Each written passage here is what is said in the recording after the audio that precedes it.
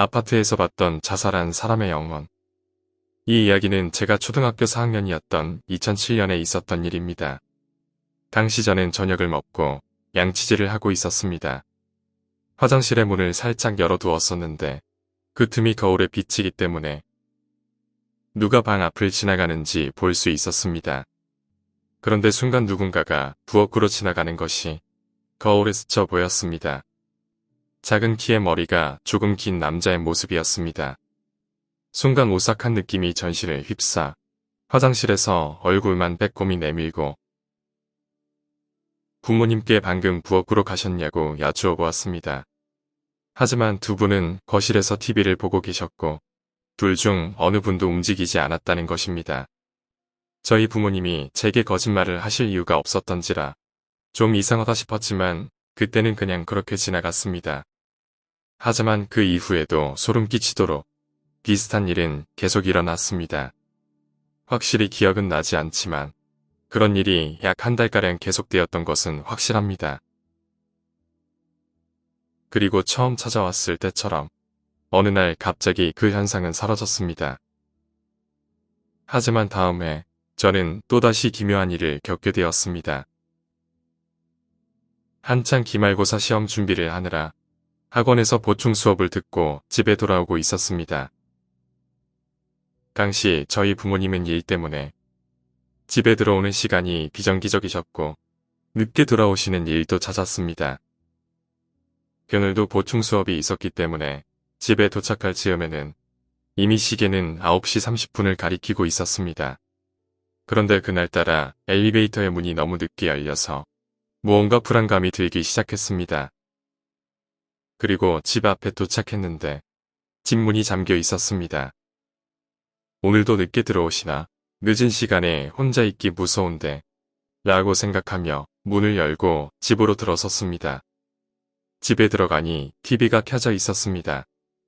저희 아버지는 자주 문을 잠그지 않으시거나 TV를 켜놓고 나가시곤 하시기 때문에 또 TV 켜놓고 가셨네 라고 생각하며 화장실로 가서 손을 씻으려는데 어떤 남자가 침대에 누워 TV를 보는 것이 눈에 들어왔습니다. 아버지라고 생각했지만 아버지보다 키가 작은 것 같은 느낌이 계속 들었습니다.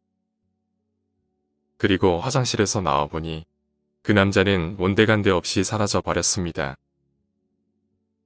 이 일은 다음 날에도 컴퓨터 앞에서 반복되었고 저는 온몸에 소름이 끼치고 너무나도 무서웠습니다. 나중에 들은 이야기인데 그때 제가 살던 아파트에서는 사람들이 많이 자살을 하곤 했다고 합니다. 그리고 제가 그 일을 겪기 얼마 전 초등학교에 다니던 아이가 자살을 했다고 합니다. 혹시 우리 집에 드나들었던 그 남자는 그때 죽은 그 아이가 아닐까요? 아이들의 영혼, 친척 누나에게 들었던 이야기다. 몇 년 전 누나는 친구 A, B와 함께 영적 장소를 순회하고 다녔다. 가이드북에 실려있는 유명한 영적 장소들은 대부분 다녀봤기에 그 무렵 들어서는 평범한 사람들은 눈길도 주지 않을 만한 곳까지 찾아가곤 했다고 한다. 그중 어느 산에 갔을 때 일이다. 그곳은 가이드북 같은 데는 실려있지 않은 곳이라 인터넷에서 찾아보고 가게 되었다고 한다. 다만 문제가 하나 있었다. 그 산은 여자가 들어가는 것, 그 많은 곳이었던 것이다. 겨울이었기에 세 사람은 모자를 쓰고 머플러를 둘러 얼굴을 가리기로 했다. 산기슭에 도착해 세 사람은 산을 오르기 시작했다. 등산로는 잘 닦여 있지 않아 지역 사람들도 그리 오르지 않는 곳이라는 게 느껴졌다고 한다. 한동안 산을 오르는데 위에서 50대쯤 되어 보이는 남자가 내려왔다. 엇갈리며 남자는 인사를 건넸지만 세 사람은 대답하면 여자인 게 들킬까봐 가볍게 목례만 했다. 가볍게 고개를 숙여 인사한 뒤 세 사람은 발을 옮겼다. 아무래도 들키지 않고 넘어간 것 같았다. 한동안 올라가자 넓은 장소가 나와 휴식을 취하기로 했다. 누나와 B가 앉아 쉬고 있자 A는 주변을 둘러보고 올게 라고 말하더니 어디론가 가버렸단다. 한동안 시간이 흘러도 A는 돌아오지 않았다. 걱정이 된 나머지 누나와 B는 둘이서 A를 찾기로 했다. 하지만 A를 찾고 있는 사이 어느새 B마저 놓쳐버려 누나 혼자 남게 되었다. 문득 등 뒤에서 시선이 느껴져 돌아보니 나무 그늘에서 5-6살 정도 되어 보이는 사내 아이가 바라보고 있었다. 왜 이런 곳에 아이가 있지? 이상하게 생각하면서도 누나는 아이에게 말을 걸었다. 하지만 아이는 대답 없이 나무 그늘에 숨어버렸다. 누나는 이상하게 생각하고는 그 아이가 숨은 나무 뒤편으로 다가갔다고 한다. 그러나 거기에는 아무도 없었다. 그러고 보니 아까 그 아이, 이렇게 추운데 얇은 셔츠 한 장의 맨발 차림이었다. 어디서인가 수많은 아이 웃음소리가 들려왔다. 누나는 깜짝 놀라 주변을 돌아봤다. 몇 개의 나무 그늘에서 아이들이 누나를 바라보고 있었다. 누나는 패닉에 빠져 달리기 시작했다. 정신을 차리니 산을 오르다 마주쳤던 남성과 비가 있었다. 남성은 이야기는 나중에 하도록 하세. 라고 말하고는 다시 혼자 산으로 들어갔다.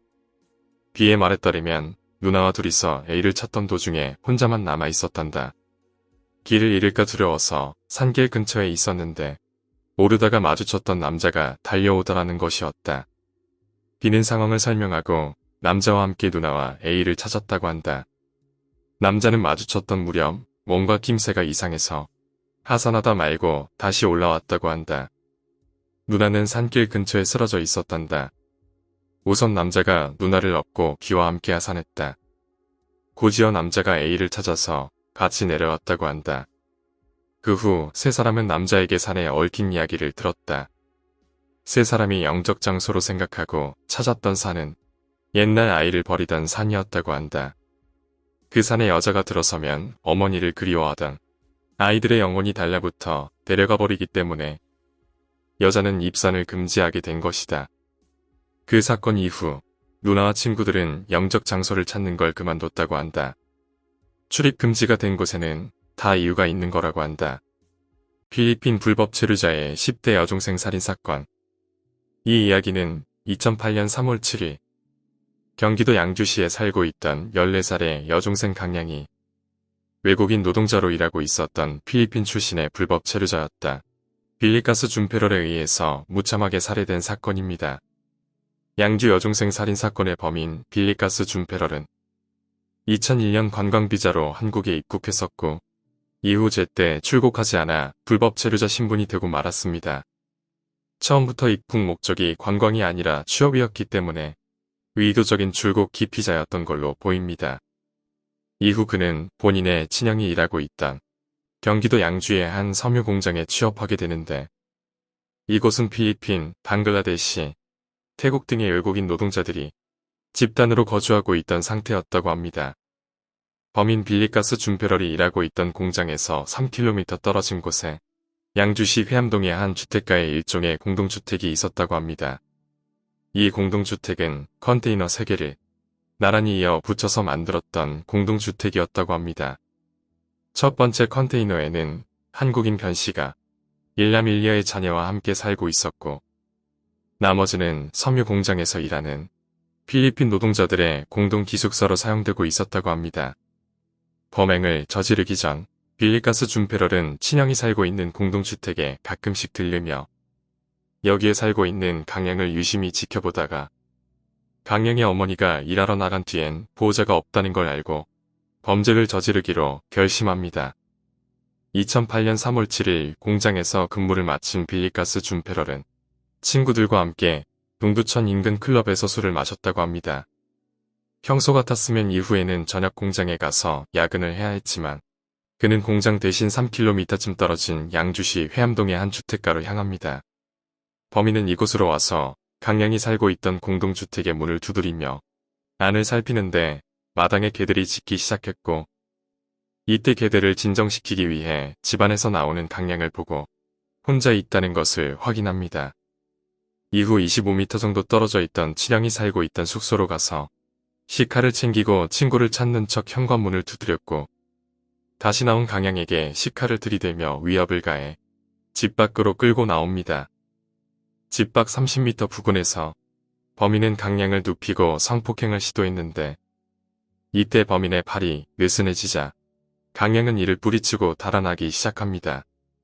범인 빌리가스 준페럴은 바로 강양을 쫓아가서 흉기를 사용해 13차례 자상을 입혀 강양을 살해합니다. 범행을 저지른 후 그는 근처에 있는 친형의 집으로 가서 피 묻은 손을 씻고 피로 얼룩진 옷을 벗고 친형의 옷으로 갈아입은 후 택시를 불러 인근 하천으로 가서 범행에 사용한 흉기를 버리고 아무 일도 없었다는 듯이 회사 기숙사로 향했다고 합니다. 참혹하게 살해된 강양의 시신은 사건 발생 3시간 후 동네 초등학생들에 의해서 발견됩니다. 골목에 사람이 쓰러져 있는 것을 목격하고는 무서워서 집에 들어가지 못하고 있다가 동네 주민을 만났는데 주민이 후르시로 쓰러져 있는 사람의 얼굴에 비췄더니 사망한 강양이었습니다. 신고를 받은 경찰이 시신 확인 후에 바로 수사에 나섰고 현장 인근의 CCTV를 확보해보니 한 외국인이 배회하며 공동주택을 두리번거리는 모습이 포착되었습니다. 경찰은 이후 외국인 노동자가 범인일 것으로 보고 현장 주변을 탐문하기 시작했고 범인 빌리가스 준페럴의 친형의 집에서 결정적인 단서를 확보하게 됩니다. 친형의 신발에 몇 방울의 피가 묻어 있었던 것을 확인했다고 합니다. 범행 직후 흔적을 지우려고 왔다가 남긴 것이었고 친형의 증언도 있었는데 동생이 와서 옷을 갈아입고 손을 씻고 간 것 같다. 주방에 있던 칼도 하나 없어졌다. 라는 증언을 했다고 합니다.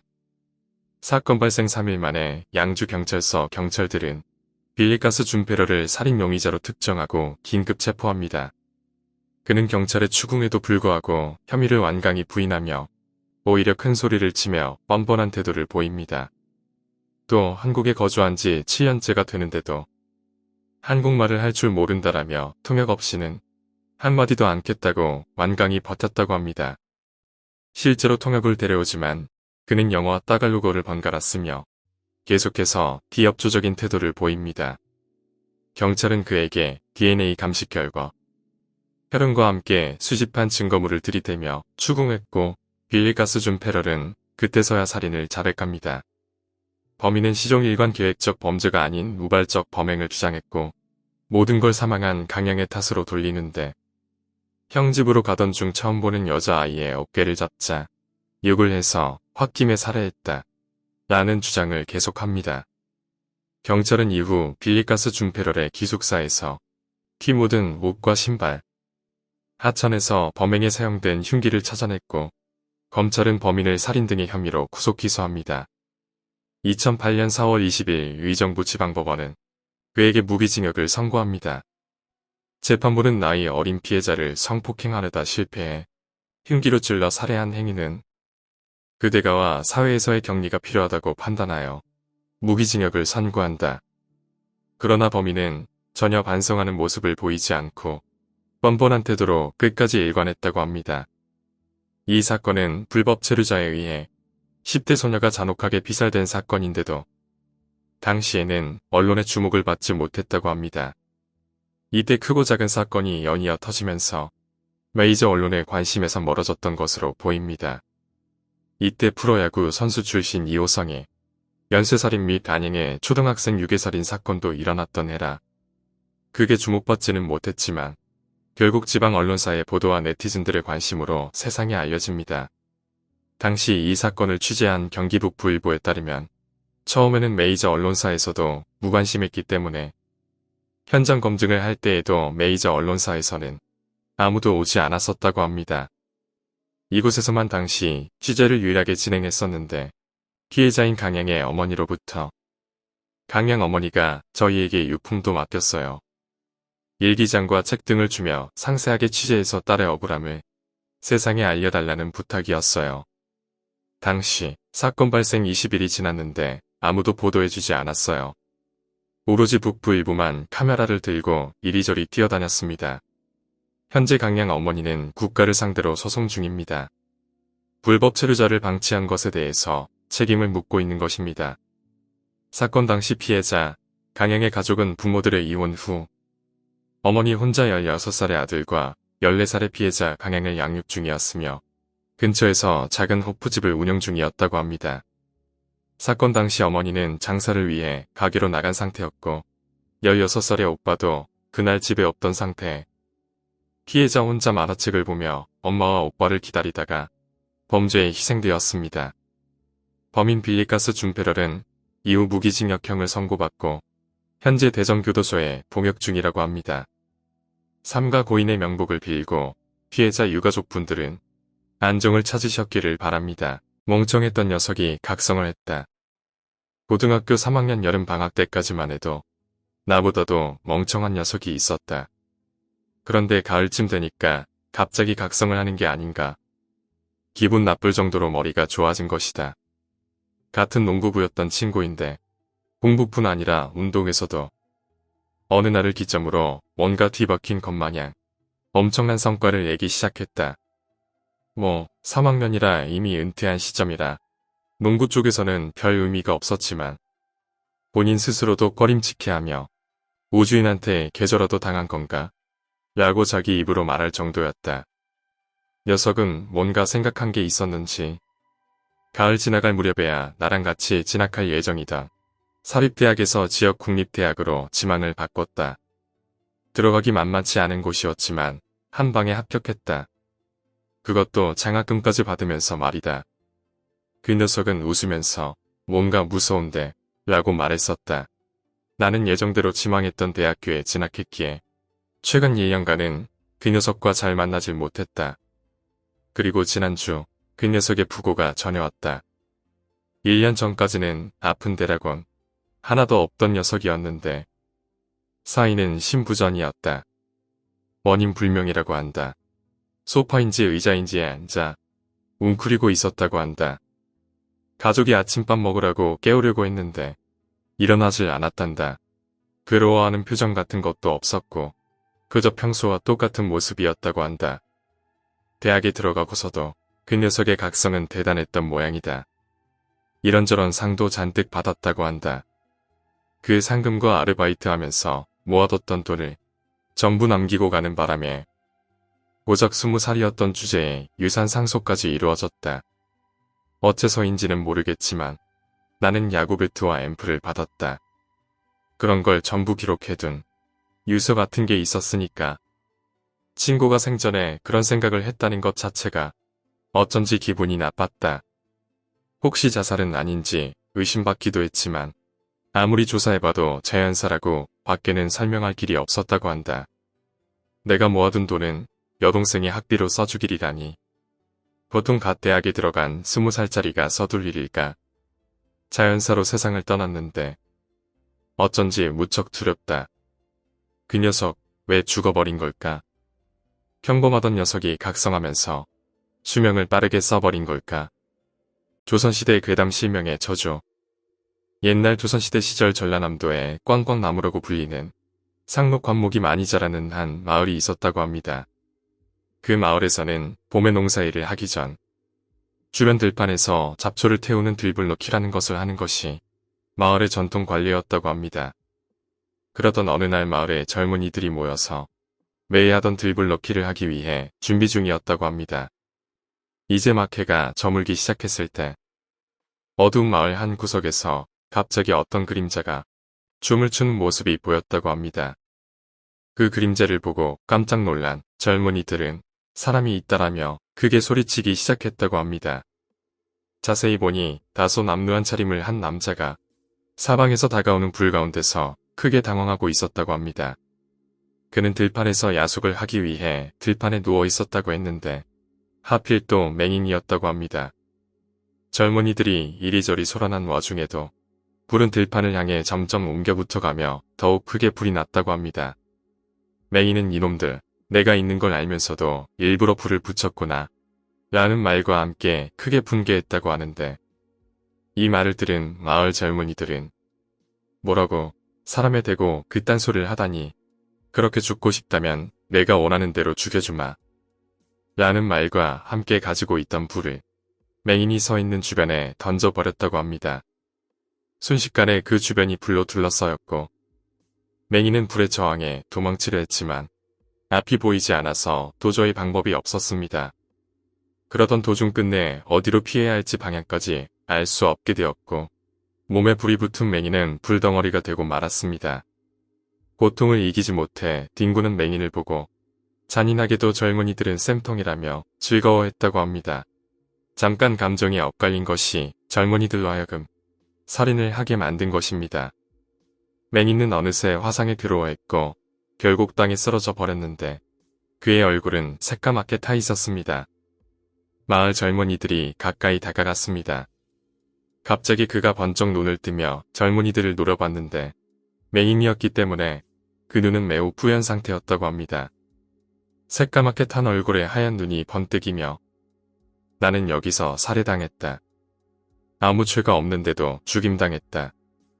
절대로 잊지 마라. 지금부터 너희 일족의 눈을 빼앗을 것이다. 저주의 주마. 그 말을 마지막으로 그는 힘을 다하고 죽었다고 합니다. 입고 있던 옷은 완전히 타버렸으며 전신의 지방이 불타서 부글부글 끓고 있는 끔찍한 모습이었다고 합니다. 그의 끔찍한 몰골을 본 젊은이들은 새삼 공포를 느꼈고 도망치듯 집으로 돌아갔는데 이후에 그 맹인의 말처럼 실명하는 사람이 생겨나기 시작했습니다.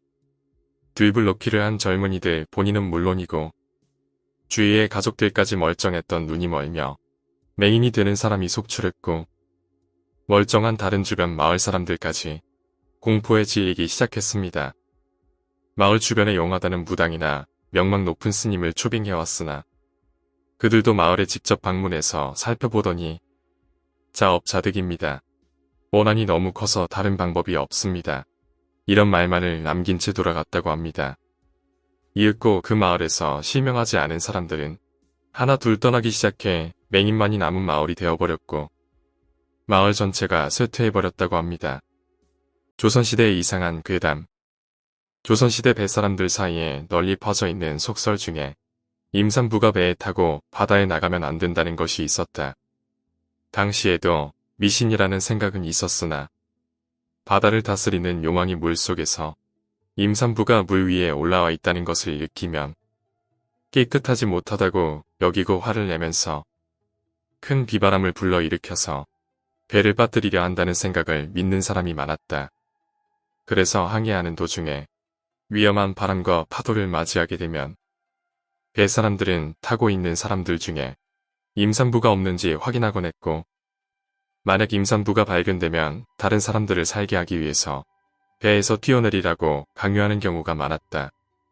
학식을 갖춘 선비들은 이러한 행동에 반대하는 경우도 있었지만 물에 빠져 죽을 것이라는 겁에 질린 사람들은 모두 한뜻으로 임산부를 탓하며 몰아붙이기 마련이었고 그러다 보면 배에 탄 임산부는 몰린 끝에 물에 뛰어들어 익사하곤 했다. 간혹 임산부가 없을 때에는 겁에 질린 사람들이 배에 탄 여자를 아무나 임신했다고 몰아붙여서 바다에 내던져 버리는 일도 있었다.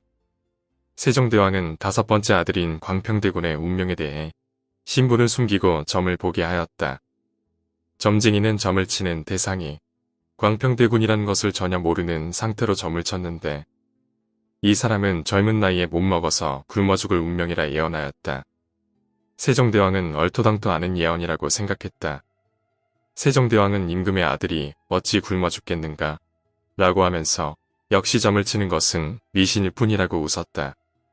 하지만 그래도 만약을 대비해서 광평대군에게 사고팔 수 없이 영원히 유지되는 땅에 대한 권리를 내려서 결코 먹을 것이 부족하지 않도록 제도를 마련해 주었다. 1444년 20세의 광평대군은 어느 날 밥을 먹다가 생선가시가 목에 걸리게 되었다. 그런데 아무리 노력해도 이 가시를 뽑을 수가 없었다. 결국 광평대군은 목에 걸린 가시 때문에 아무것도 먹지 못하고 괴로워하다가 굶어 죽었다. 한편 조선 건국 초에는 복진이라는 사람이 여러 가지 주소를 쓰는데 능했다. 복진이 스스로 점을 쳐보니 자신이 죽을 날짜를 알게 되었고 또 점을 쳐보니 자신의 목숨은 임금에게 달려있다는 점괘가 나왔다.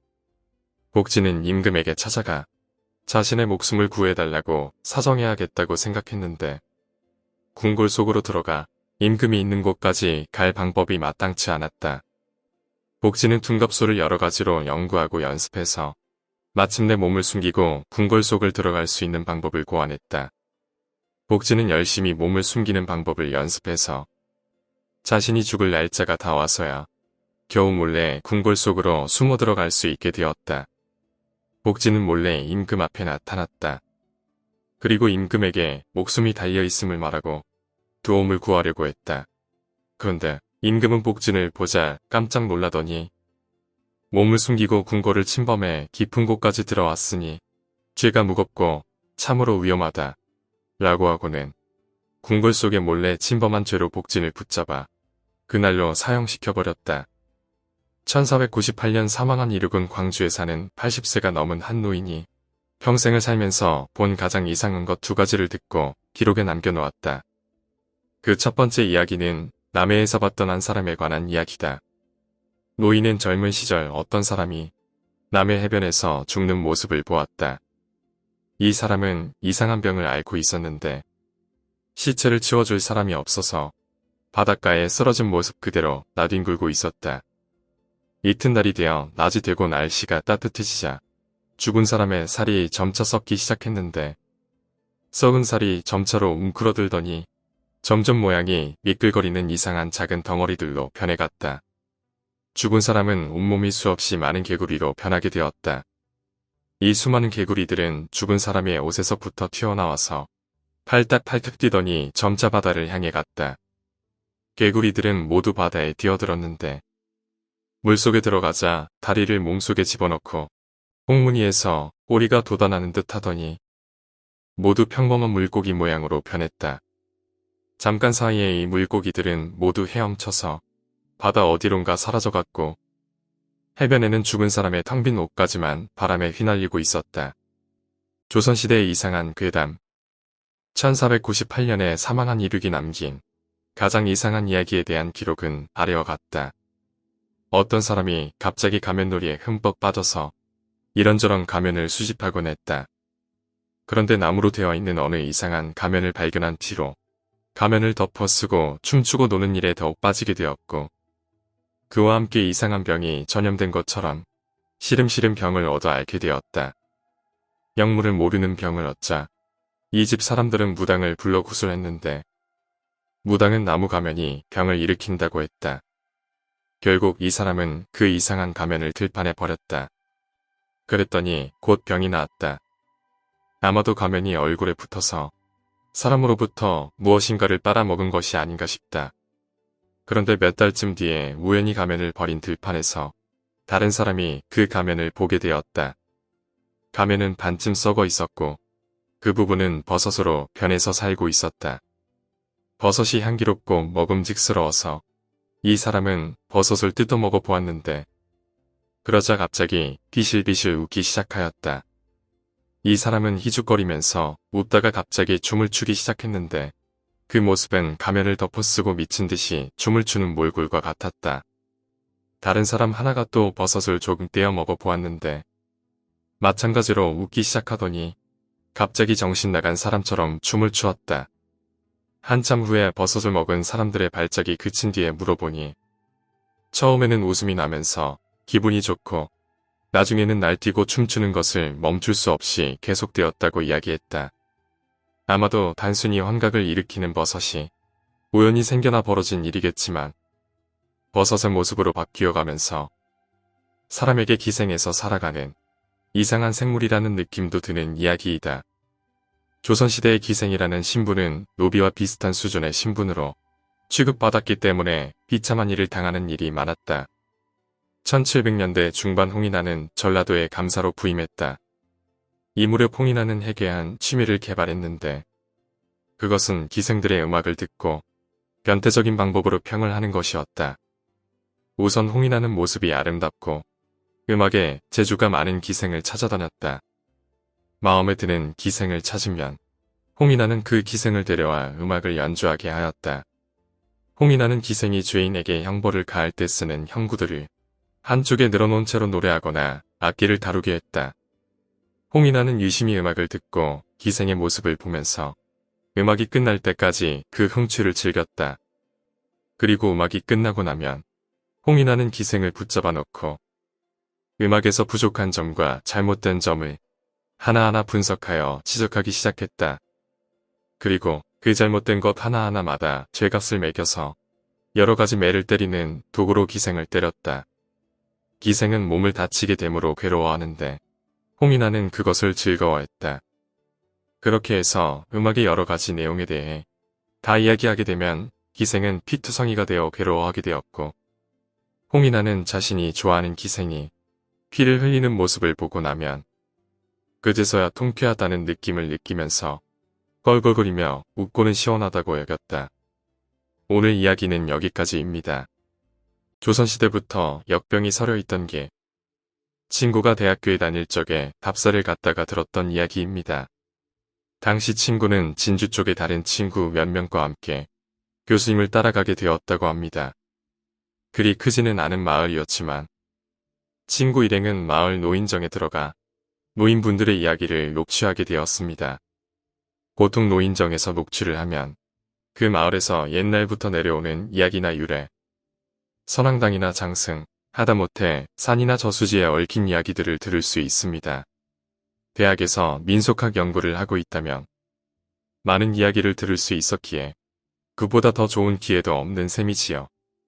하지만 어째서인지 그 마을 분들은 이야기를 꺼리셨습니다. 대부분의 취록은 학생들 단계에서 끝나기 마련이었지만 결국 그날은 시간이 너무 오래 걸려 교수님이 직접 나서서 부탁하셨다고 합니다.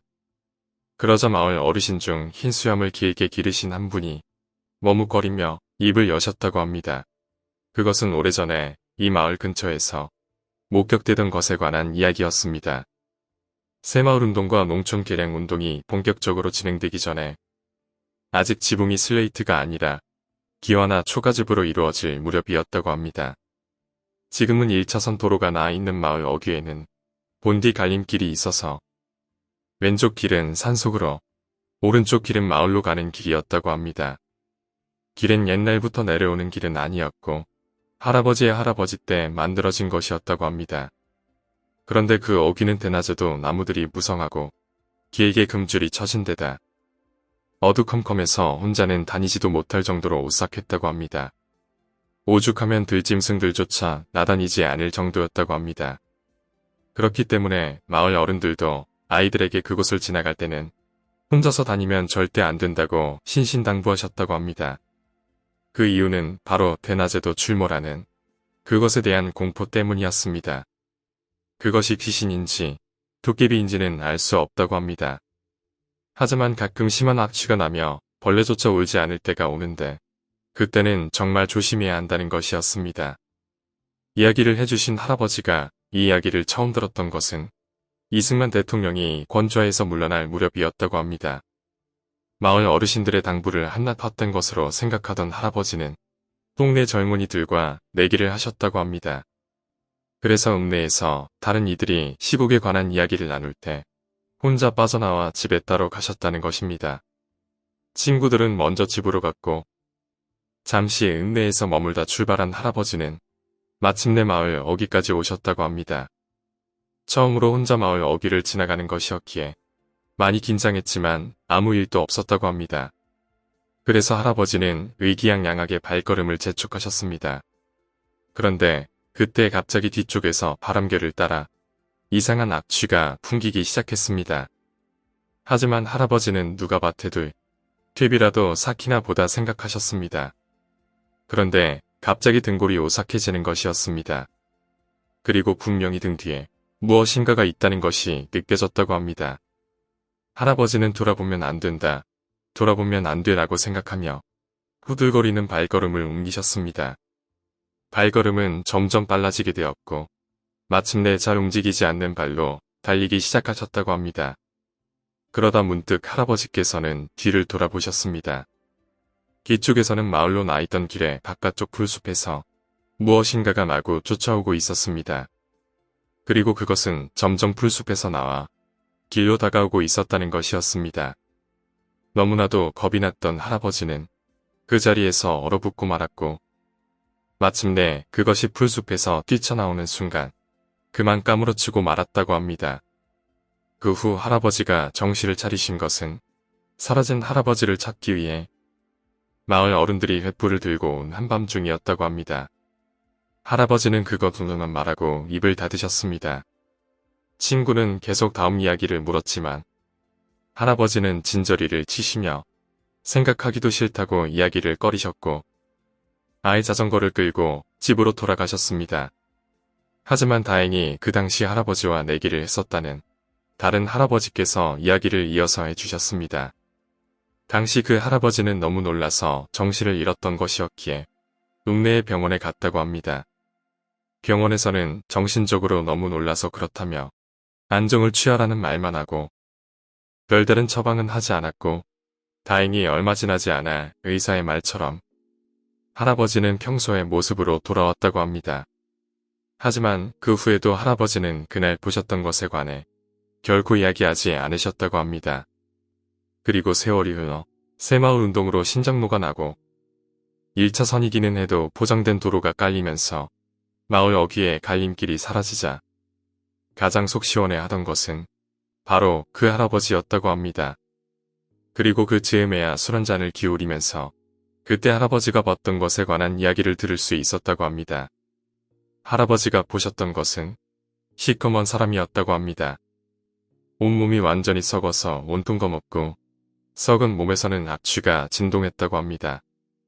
게다가 다리는 썩어서 떨어진 것인지 허리까지만 남은 몸을 팔로 미친 듯 기어서 할아버지를 따라오고 있었다는 것이었습니다. 하지만 정작 할아버지를 기절초풍하게 만들었던 것은 눈이었습니다. 이미 썩어서 눈알은 떨어지고 퀭하니 눈구멍만 남은 그 눈이 분명히 할아버지를 향해 똑바로 바라보며 미친 듯 기어오고 있었다는 것이었습니다. 그 이야기를 듣자 학생들뿐 아니라 교수님까지 모두 떨떠름한 표정으로 그 마을에서의 답사를 마칠 수밖에 없었다고 합니다. 답사를 마치고 시내버스에 올라탄 채 터미널로 향하면서 학생 중 한 명이 교수님에게 그것의 정체를 물었습니다. 그때 마침 버스에 타고 계시던 나이 지긋한 비구니께서 이야기에 끼어드셨습니다. 어디 마을이라고요? 지금이야 별 이름도 없지만 옛날에는 유명했지요. 일제시대 전인가 옛날에 그 마을에서 큰 돌림병이 돌았어요. 마침 그때 먹고 살기도 힘든데 가뭄도 겹쳤답니다. 병까지 도니까 병에 걸린 사람들을 모아다가 산에다 버리고 마을에 금주를 쳤었다는 거죠.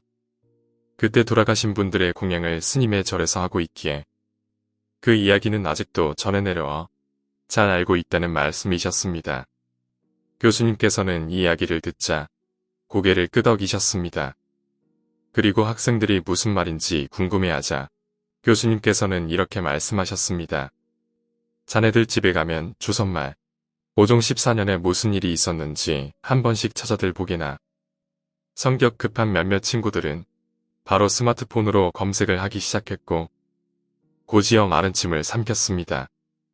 그리고 나머지 친구들 역시 그것을 보고 고개를 끄덕일 수밖에 없었습니다.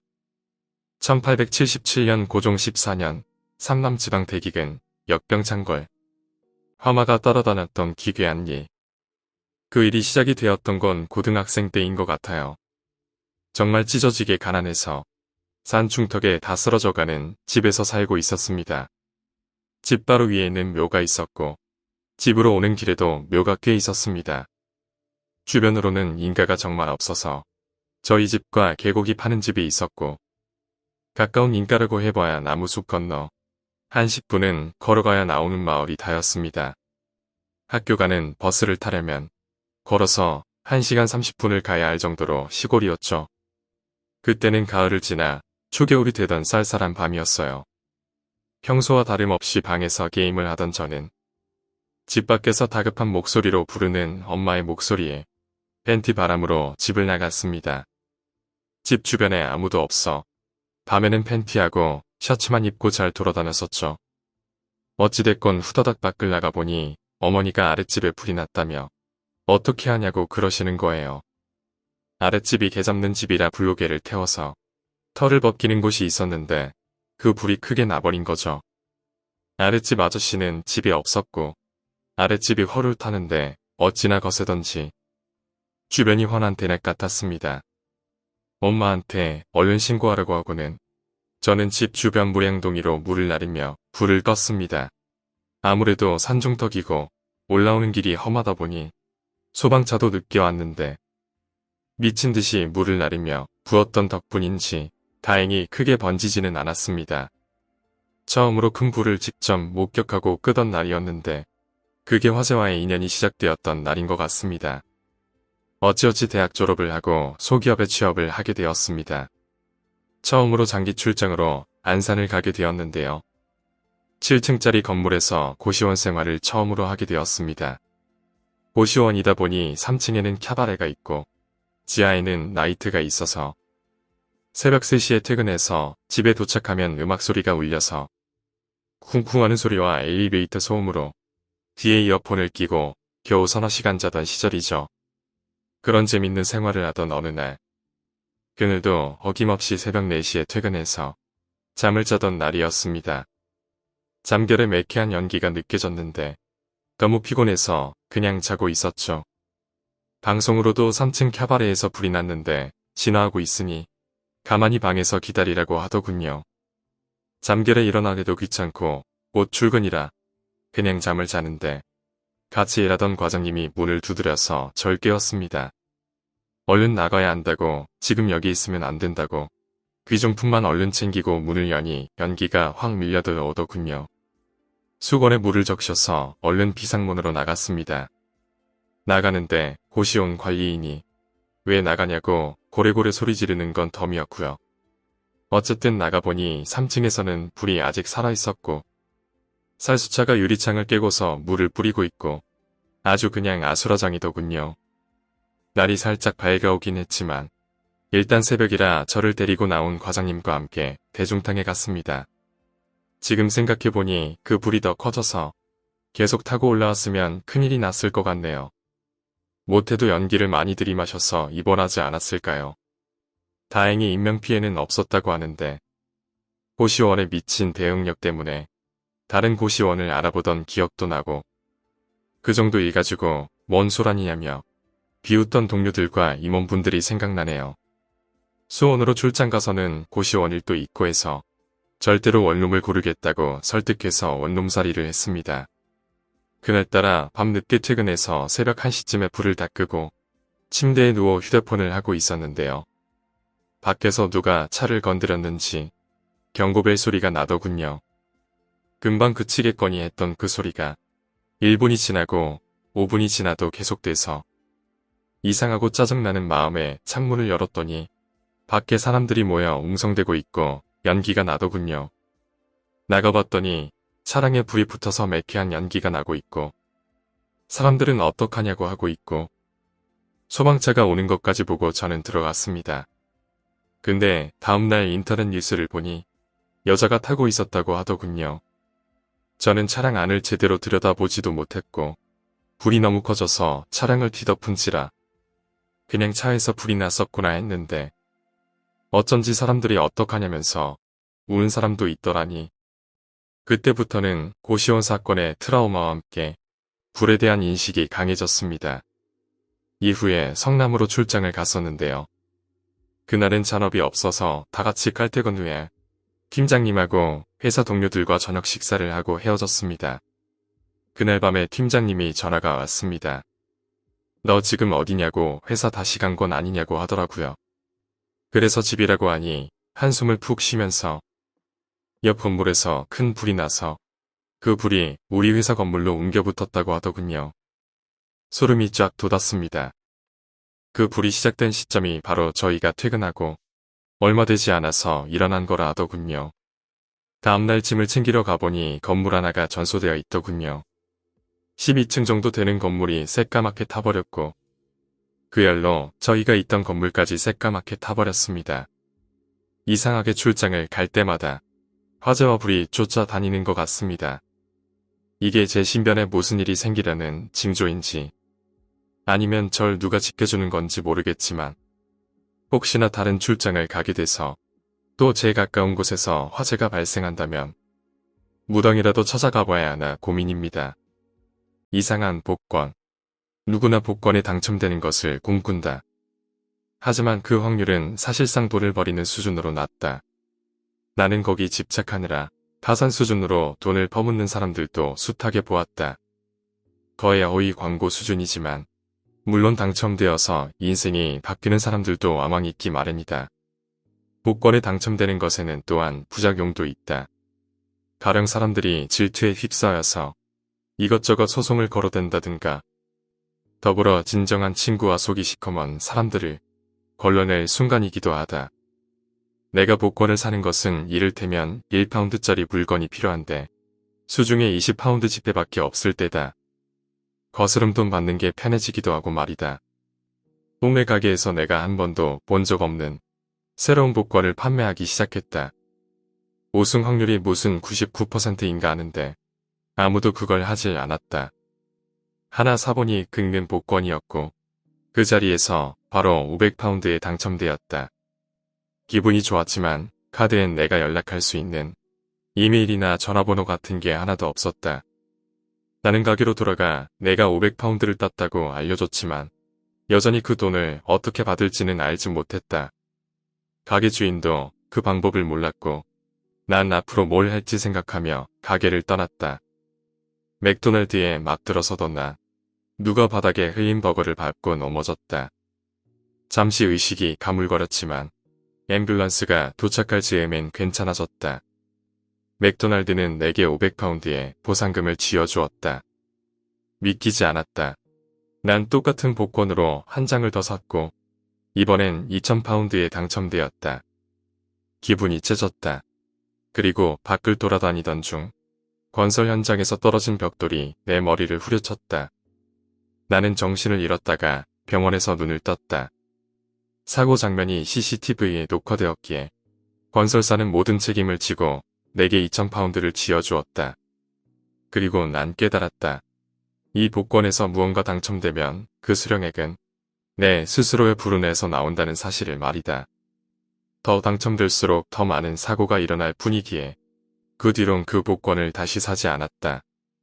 어제는 내 생일이었고 어머니에게 이상한 회사에 긁는 복권을 선물로 받았다. 이번엔 100만 파운드가 당첨되었다. 나는 얼어붙었다. 아마도 사고로 죽게 되는 걸까? 이상한 여자. 지금까지 살면서 실제로 겪었던 제일 무서웠던 얘기 하나 할게. 입대하기 바로 일주일 전이야. 당시 입대 일주일 전이라 거의 매일 놀면서 술만 퍼마셨지. 12일 그날도 친구들이랑 술 먹고 새벽에 귀가 중이었어. 집이 90년대에 지어진 3층짜리 빌라였거든. 우리 집은 3층이었고 입구에 들어오면서 시계를 보니 새벽 3시쯤 되었을 때야. 입구를 지나쳐 집으로 들어가는데 새벽이라서 깜깜하니 1층에서 불 켜고 들어가려고 했어. 그런데 3층에 불이 켜있는 게 보였어.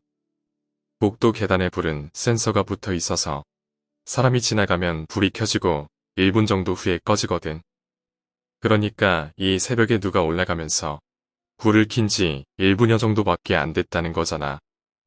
그렇게 생각하며 올라가는데 3층에서 깜짝 놀랐어. 웬 처음 보는 내 또래의 여자애가 서 있는 게 아니겠어. 속으로 무지무지 놀랐지만 태어난 척하면서 집으로 들어갔어. 그리고 집에서 자려고 하니 잠도 안 오고 해서 게임을 했지. 그렇게 한 4시쯤 됐을까. 누가 3층에서 아래로 내려가는 발자국 소리가 들렸어. 그리고 며칠 지나고 그 일을 까맣게 잊고 지내다. 입대 3일 전 그날도 역시 친구들과 술 먹고 새벽에 귀가 중이었지. 입구에서 슬그머니 시계를 보니 새벽 3시. 문득 떠오르는 4일 전의 그 일. 속으로 의식하면서 집으로 들어가는데 다행히 아무도 없더라고. 그냥 피식하면서 집에 들어가서 게임을 하고 있었는데 한 30분쯤 지났을까 저 1층부터 들려오는 발자국 소리. 또각거리던 소리는 3층까지 올라와서 멈췄지.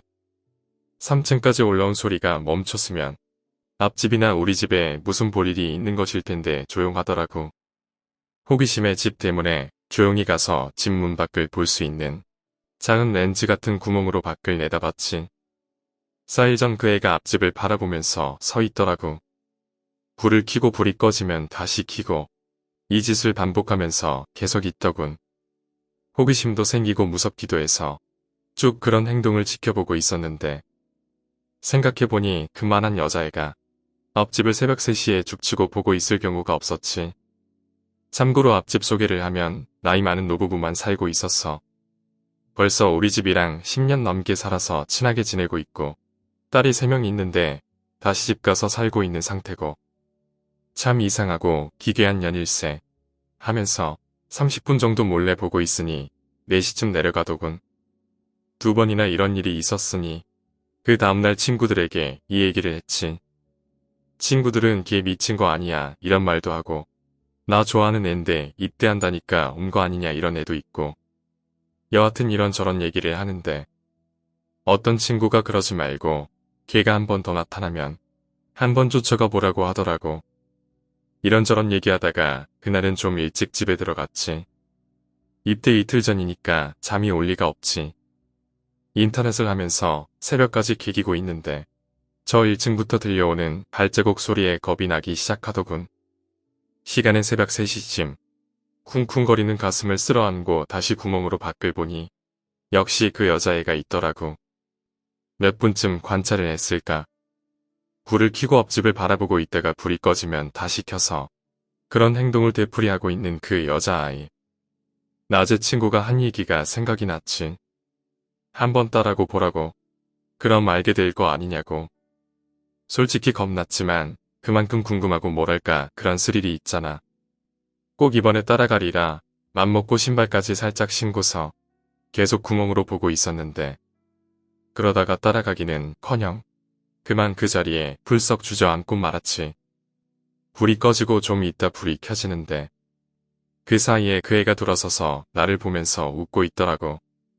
그리고 바로 입대해서 그 일을 잊고 살았는데 제대하고 다시 집에서 살다가 가끔씩 밤에 늦게 돌아올 때면 그때 생각이 나곤 해.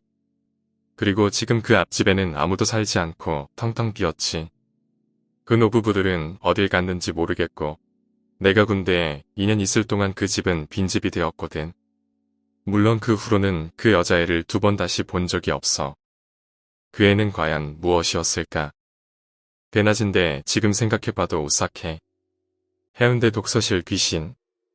때는 2003년 무더운 여름방학이었다. 공부는 하기 싫고 학원 가라 공부하라는 엄마의 잔소리를 피해서 독서실을 끊었다. 기중학교 근처에 있던 독서실로 만화책이나 가방 한가득 빌려서 들어갔다. 그런데 정말 비서가 따로 없었다. 빵빵한 에어컨에 푹신한 의자. 바로 이곳이 천국이었다. 그런 어느 날 컵라면에 삼각김밥을 먹고 만화책을 읽고 있는데 배가 불러서 그런지 잠이 오는 것이었다. 에어컨 바람이 너무 강해서 겉옷을 입고 엎드려서 잤다.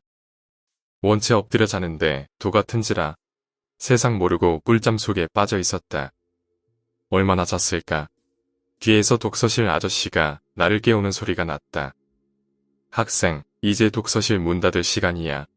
어서 일어나. 아저씨의 말에 눈을 뜬 나는 이상하게 그날따라 나의 겨드랑이 사이에 있는 공간을 통해 뒤를 보게 되었다.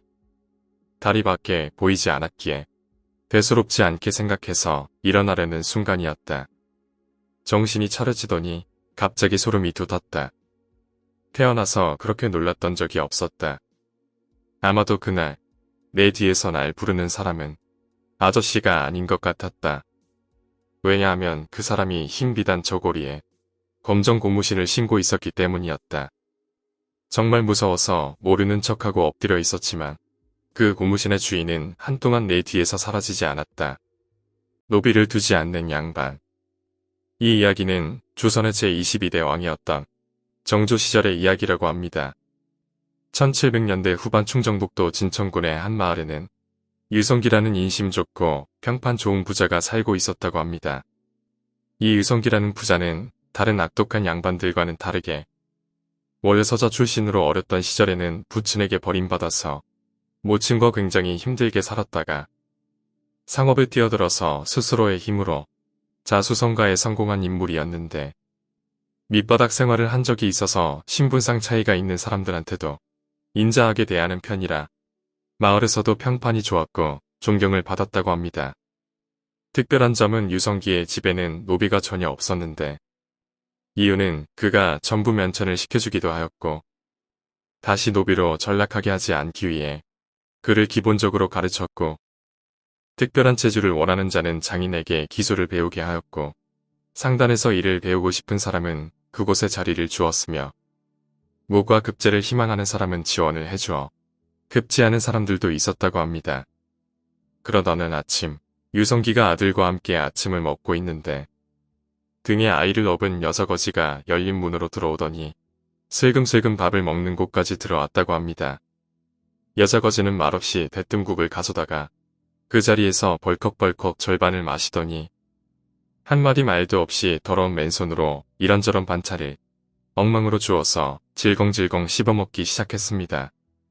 곁에 있던 그의 집사가 깜짝 놀라서 여자 거지를 끌어내려고 하자 유성기는 눈짓으로 만류했는데 유성기는 본인이 부유한 사람으로서 가난한 사람을 도와야 한다는 생각을 하고 있었기 때문에 자기가 먹던 밥을 절반을 덜어서 그 여자에게 주면서 국과 반찬을 먹었으니 밥도 먹어야 하지 않겠나 라고 했고 그러자 그 여자는 밥을 받아서 먹었습니다. 유성기는 옆에 있던 집사에게 다시 밥상을 차려오려고 했고 그 밥상 역시 여자 혼자 다 먹어치웠다고 합니다. 그러자 유성기는 그 여자에게 돈을 한 무더기 챙겨주더니 아이와 갈 데가 없으면 다시 찾아오게 라고 얘기했고 그 여자는 돈과 함께 괜찮아 보이는 그 밥그릇을 들고는 말없이 집을 나갔습니다. 여자가 집을 나가자 유성기의 상단에서 일하던 건장한 체격의 남자 하나가 그 여자를 조용히 따라가 보았는데 마을 앞에 숲속으로 여자는 사라졌고 숲에 들어가 보니 여자와 한패로 보이는 일당들이 가득 있었는데 가만히 보니 이들은 칼이나 도끼 등의 흉기를 가지고 있었다고 합니다. 이 시기에 도망친 노비 등이나 산적들이 기승을 부리고 있던 시절이었는데 마을의 부자나 양반 등을 습격해 사람을 죽이고 재물을 약탈하던 일들이 자주 있었다고 합니다. 두목으로 보이는 자가 여자에게 물었는데 왜 이렇게 빨리 왔느냐?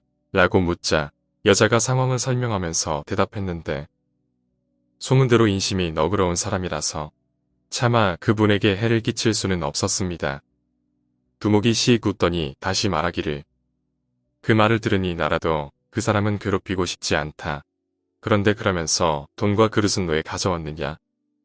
여자가 다시 대답하기를 만약 제가 돈과 그릇이라도 들지 않고 빈손으로 왔다면 저 혼자 해먹고 나서 두목을 속인다고 의심하지 않으셨겠습니까?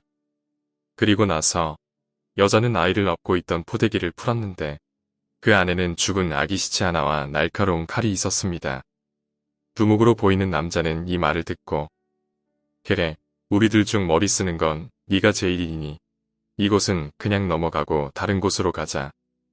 이렇게 말을 했는데 이 광경을 숨어서 지켜보던 남자는 유성기의 집으로 돌아가 자기가 목격한 바를 말했습니다. 유성기는 한동안 별말이 없다가 옆에 있던 집사에게 말하기를 이제부터 마을에 하루 세끼 가난한 자들을 위해 정해진 시간에 밥을 따로 준비해서 주도록 하게. 그리고 마을에 방문하는 사람들이 하루 쉬어갈 집도 한 채 알아보게. 이 말만을 했다고 하고 숲에서 봤던 무리들을 관아에 구하거나 하지는 않았다고 합니다.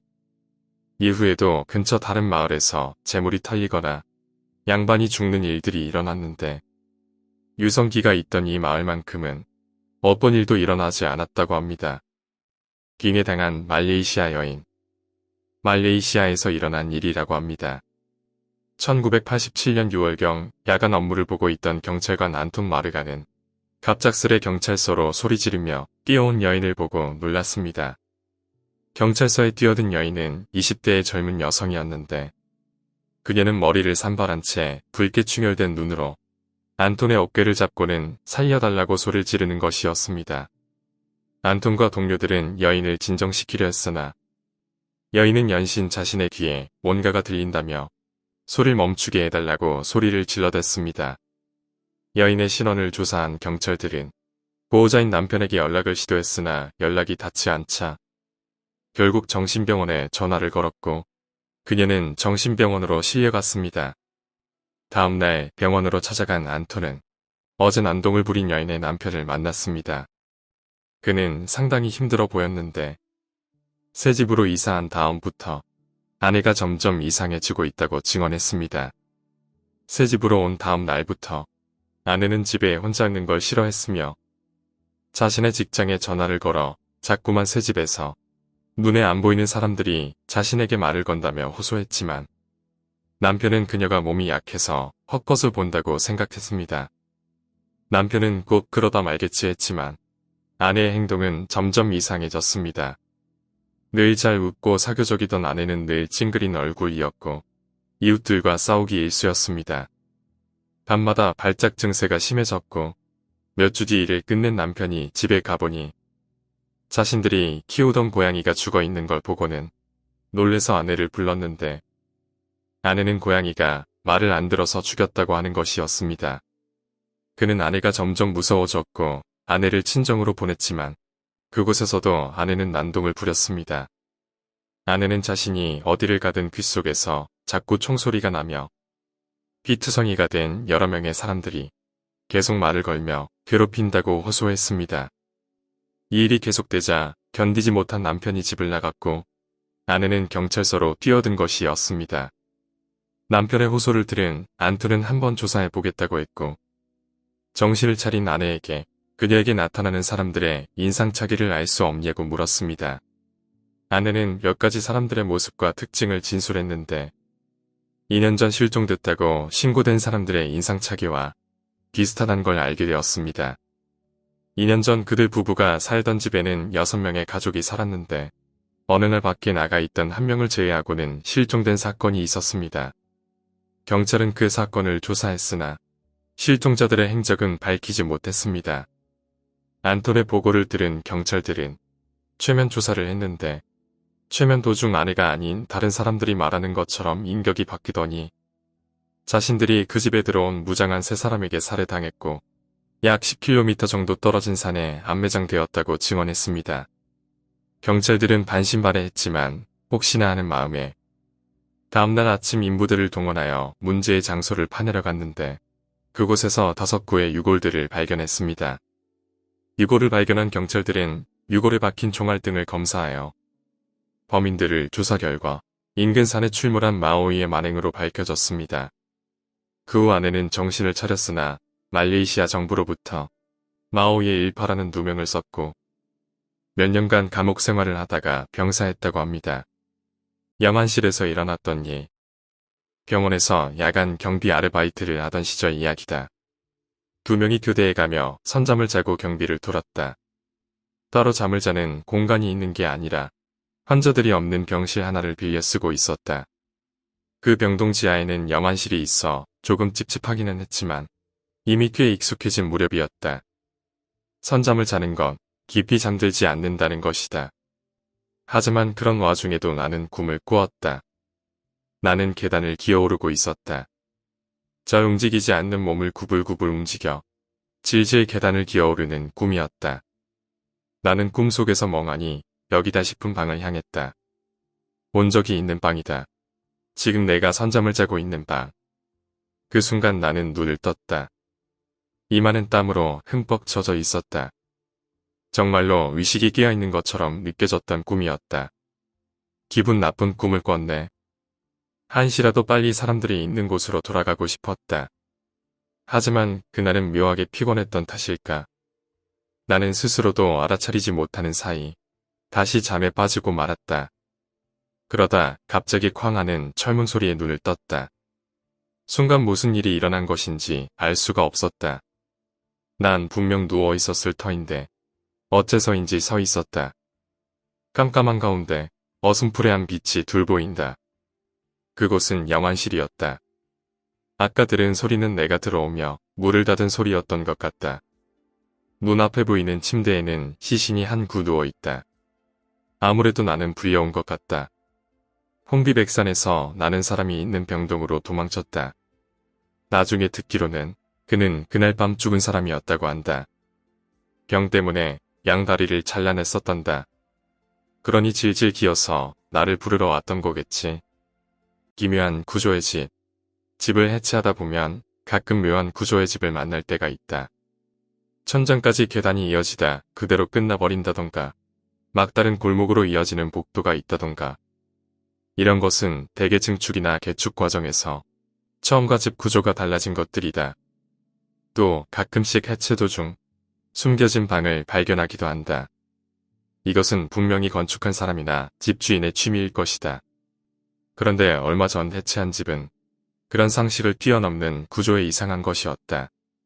그 집은 단층 집으로 오랫동안 비어있던 집이었다. 상당히 낡았기는 하지만 폐옥이라 할 정도는 아니라 부수는 건 좀 아깝다 싶었다. 집주인은 집을 철거하고 빈터로 남겨두겠다는 듯했다. 그리하여 포클레인으로 허물기 시작했는데 그 와중에 다다미 6장 정도 크기의 방이 나왔다. 그 방은 천장을 빼고는 벽도, 바닥도 죄다 도자기 타일이 붙어있어 처음에는 목욕탕인 줄 알았다. 하지만 그렇기에는 이상했다. 가운데에 배수구 같은 느낌의 금속 뚜껑이 달린 구멍은 있었지만 욕조는 없었다. 아니, 그 이전에 수도나 배관 시설조차 없었다. 목욕탕이라고는 볼 수 없는 셈이다. 그리고 무엇보다 이상했던 것은 사방에 벽에 출입문이 없다는 것이었다. 입구가 없는 고립된 공간. 타일을 깐 장인은 어떻게 밖으로 나온 것일까? 벽에 타일을 붙이고 밖에서 방을 축조한 것이라면 가능할 것이다. 하지만 그런 수고를 들여서 만들어야 하는 이유가 무엇인지 알 수가 없다. 도대체 무엇을 위한 방인지 나에게는 상상조차 되지 않았다. 어쩐지 기분 나쁜 느낌이 들었지만 무시하려 애쓰며 집을 허물었다. 그 터는 지금도 빈터로 방치되고 있다. 그곳을 볼 때마다 집주인은 거기에 무엇이 있는지 알고 있는 것은 아닐까 하는 의문이 들곤 한다. 무언가 안 좋은 것이 일어나는 것을 막기 위해 집을 철거하고 빈터로 남겨두고 있는 게 아닐까 하는 의문이 든다.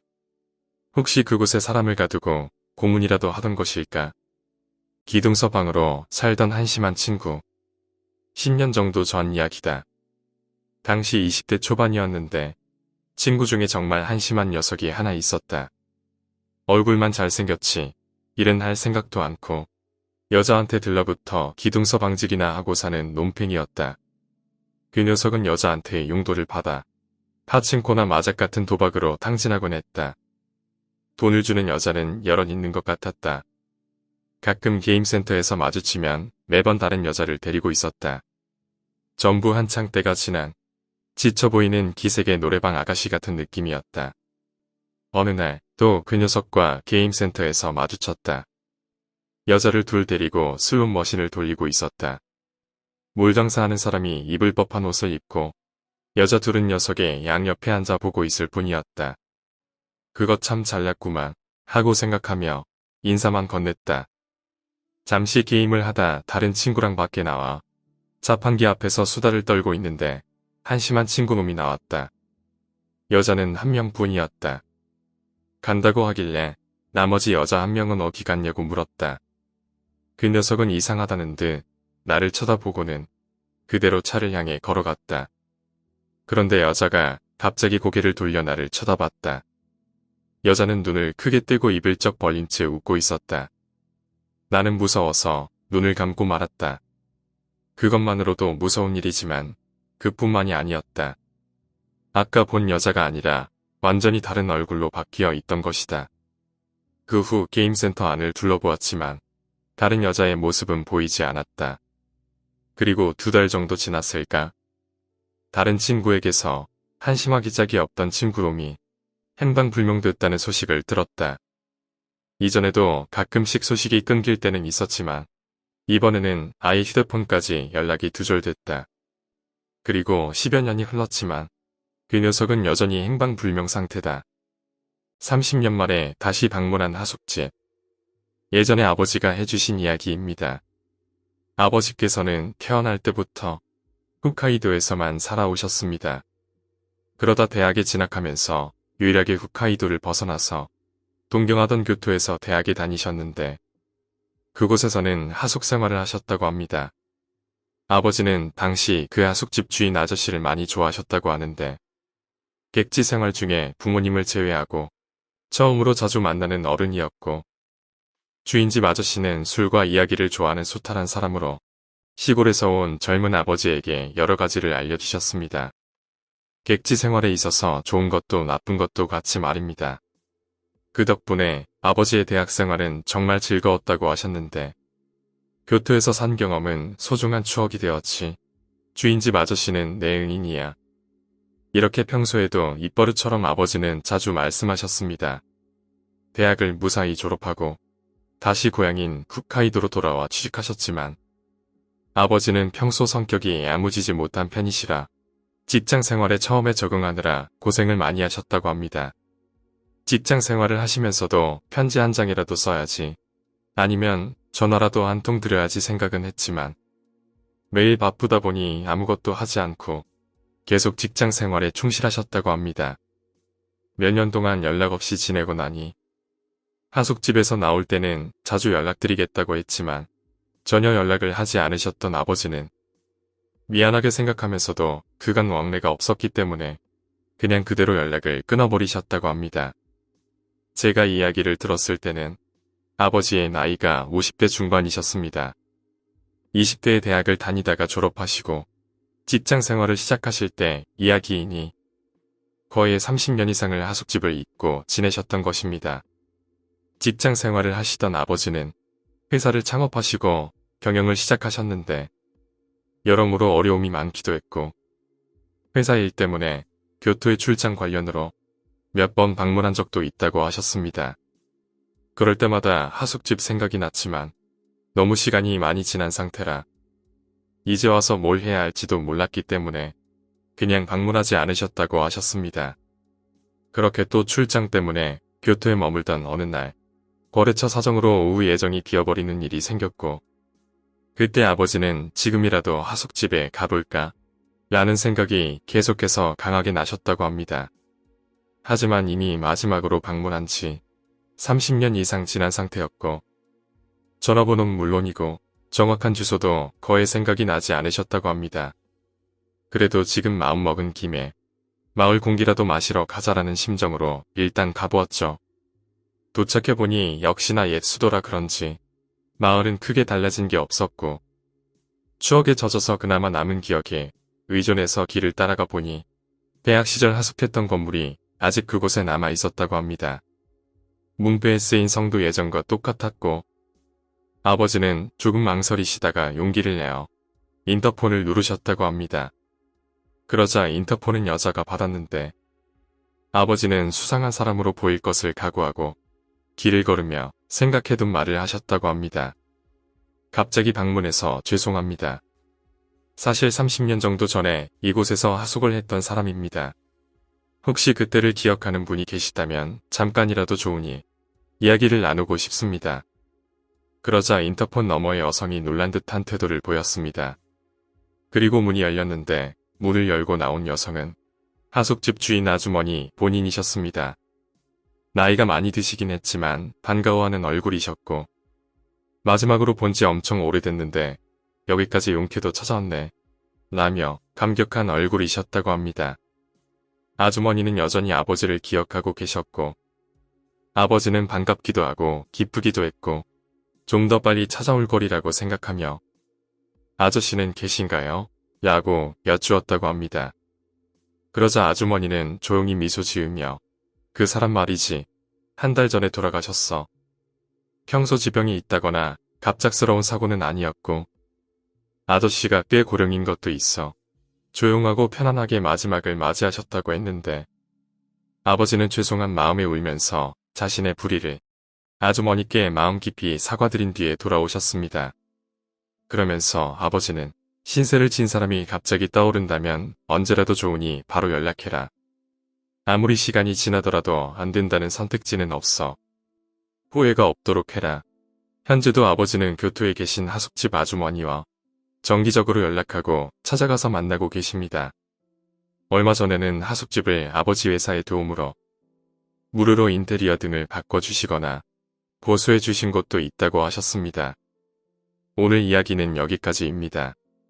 40년대 할아버지가 겪었던 전쟁. 돌아가신 할아버지가 전쟁 도중 체험한 이야기다. 할아버지는 남쪽에서 미군과 전투를 했다는데 운 나쁘게도 열세인 곳에 배치되어 서서히 후퇴하는 나날이 이어졌다고 한다. 하지만 그러던 어느 날 마침내 본대 위치가 발각되어 공습이 대대적으로 이뤄졌다고 한다. 필사적으로 후방을 향해 도망치는 사이 동료들은 하나 둘 죽어나갔다. 할아버지도 죽음을 각오하고 이동했지만 하루만 더 가면 안전해질 지점에서 폭탄이 떨어졌단다. 정신을 차리니 아군 진영인지 병사들이 잔뜩 있었다고 한다. 강에서 가까운 공터 같은 곳이었는데 많은 병사들이 뒹굴며 놀고 있어 전장이라고는 믿어지지 않는 분위기였다. 할아버지는 근처에 있던 위생병에게 자기네 부대는 괜찮은가 물어봤다. 강가 근처에 있을걸. 강가에 가자 대장은 보이지 않았지만 퇴각 도중 헤어졌던 동료들이 있었다. 제법 친한 녀석들이 보이기에 할아버지는 기뻤지만 부대원 중 절반도 안 되는 인원만 있는 걸 알아차리고 슬퍼졌다. 계중 절친한 동료와 이야기를 나누고 있는데 강 저편에서 낯익은 동료가 큰 소리로 할아버지를 부르더란다. 아무래도 같은 부대의 A인 듯했다. 할아버지는 A가 강 저편에 있다는 걸 동료들에게 알렸다. 처음에는 다들 멍하니 강 너머만 바라보더란다. 할아버지 눈에는 확실히 A가 보이는데 다른 사람들에게는 전혀 보이질 않는 듯했다. 계중 누군가가 그런가? 라고 말하더니 다들 할아버지를 떠밀어서 너는 저 녀석한테 헤엄쳐서 가봐 라고 말하더란다. 할아버지는 당황하는 사이 동료들은 할아버지를 강에 내던졌다. 할아버지는 부상자한테 무슨 짓을 하는 건가 싶으면서도 A도 살아남았구나 싶어 기쁜 마음으로 통증을 참으며 헤엄쳐 갔다. 건너편 강가에서 부르는 A의 목소리를 따라가는 사이 갑자기 엄청난 통증이 덮쳐왔다. 악어에게 물리기라도 했나 싶은 순간 할아버지는 자신이 침대 위에 누워있다는 걸 알아차렸다. 아까까지 있던 곳과는 다른 기지 아니었다. 할아버지는 통증을 참으며 위생병에게 어디인지 물었다. 할아버지가 후퇴하려던 곳보다 더 후방의 기지였다. 고생 엄청 했구만. 업고 와준 동료한테 고마워하고. 할아버지는 더 질문을 하려 했지만 일단 잠이나 자라는 대답이 돌아왔다. 다음날 할아버지가 고통에 신음하고 있는데 A가 찾아왔다. A는 씩 웃으며 너 어디 숨어서 혼자 뭐 먹기라도 했냐? 무거워 죽는 줄 알았네. 라고 말을 건넸다. 할아버지는 A가 업어다 줬다는 걸 알아차리고 이것도 말인 거야. 라며 웃어 넘겼다. 그러는 와중에도 마음에 걸리는 것을 차마 입에 담지 못하고 있자 A가 먼저 입을 열었다. 우리 부대에서는 7명 살았다. 할아버지는 그 강둑에서 만난 사람들 이름을 말해봤지만 전부 살아남지 못했다는 대답만 돌아왔다. 할아버지는 늘 말하곤 했다. 전쟁에 나서면 죽음으로 꽃을 피우라는 소리를 해댔지만 아무리 그래도 전후 길이는 살아남았으면 하는 마음뿐이었다. 그게 다 같은 마음이었지. 어렸을 때 돌아가신 할아버지는 지금은 강 너머 저편에서 옛 전우들과 잘 지내고 있을까? 80년대 대형사고를 냈던 저주받은 물건을 다루는 집안. 우리 집에는 갑으로 불리는 보물이 3개 있다. 하나는 가계도. 약 400년 전까지 거슬러 올라가는 가계도는 두루마리 수십 권에 이른다. 다른 하나는 칼이다. 옛날 선조가 무을 세워 그 공을 기려 영주가 하사한 물건이라던가. 마지막 가보는 거울이다. 거울이라고는 해도 옛 물건이라 청동을 반짝반짝하게 닦아 얼굴을 비추는 물건이다. 역사 교과서에나 나올 법한 손바닥만한 크기의 거울이다. 이 보물들은 오동나무 상자에 담겨 고이 모셔두고 있다. 이 세 보물은 취급법이 정해져 있다. 가계도는 본가의 가장 말고는 상자 밖으로 꺼내서는 안 되며 칼은 아무리 비싼 값을 준다고 해도 팔아서는 안 되고 가장이 한 달에 한 번 손질을 해야 한다. 그리고 거울은 불단에 안치하고 매일 무사한지 확인하는 것이다.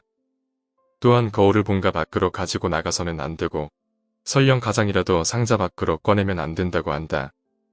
그리고 지금부터 하려는 이야기는 바로 그 거울에 관한 이야기다. 그 청동 거울은 이상한 형태를 하고 있다.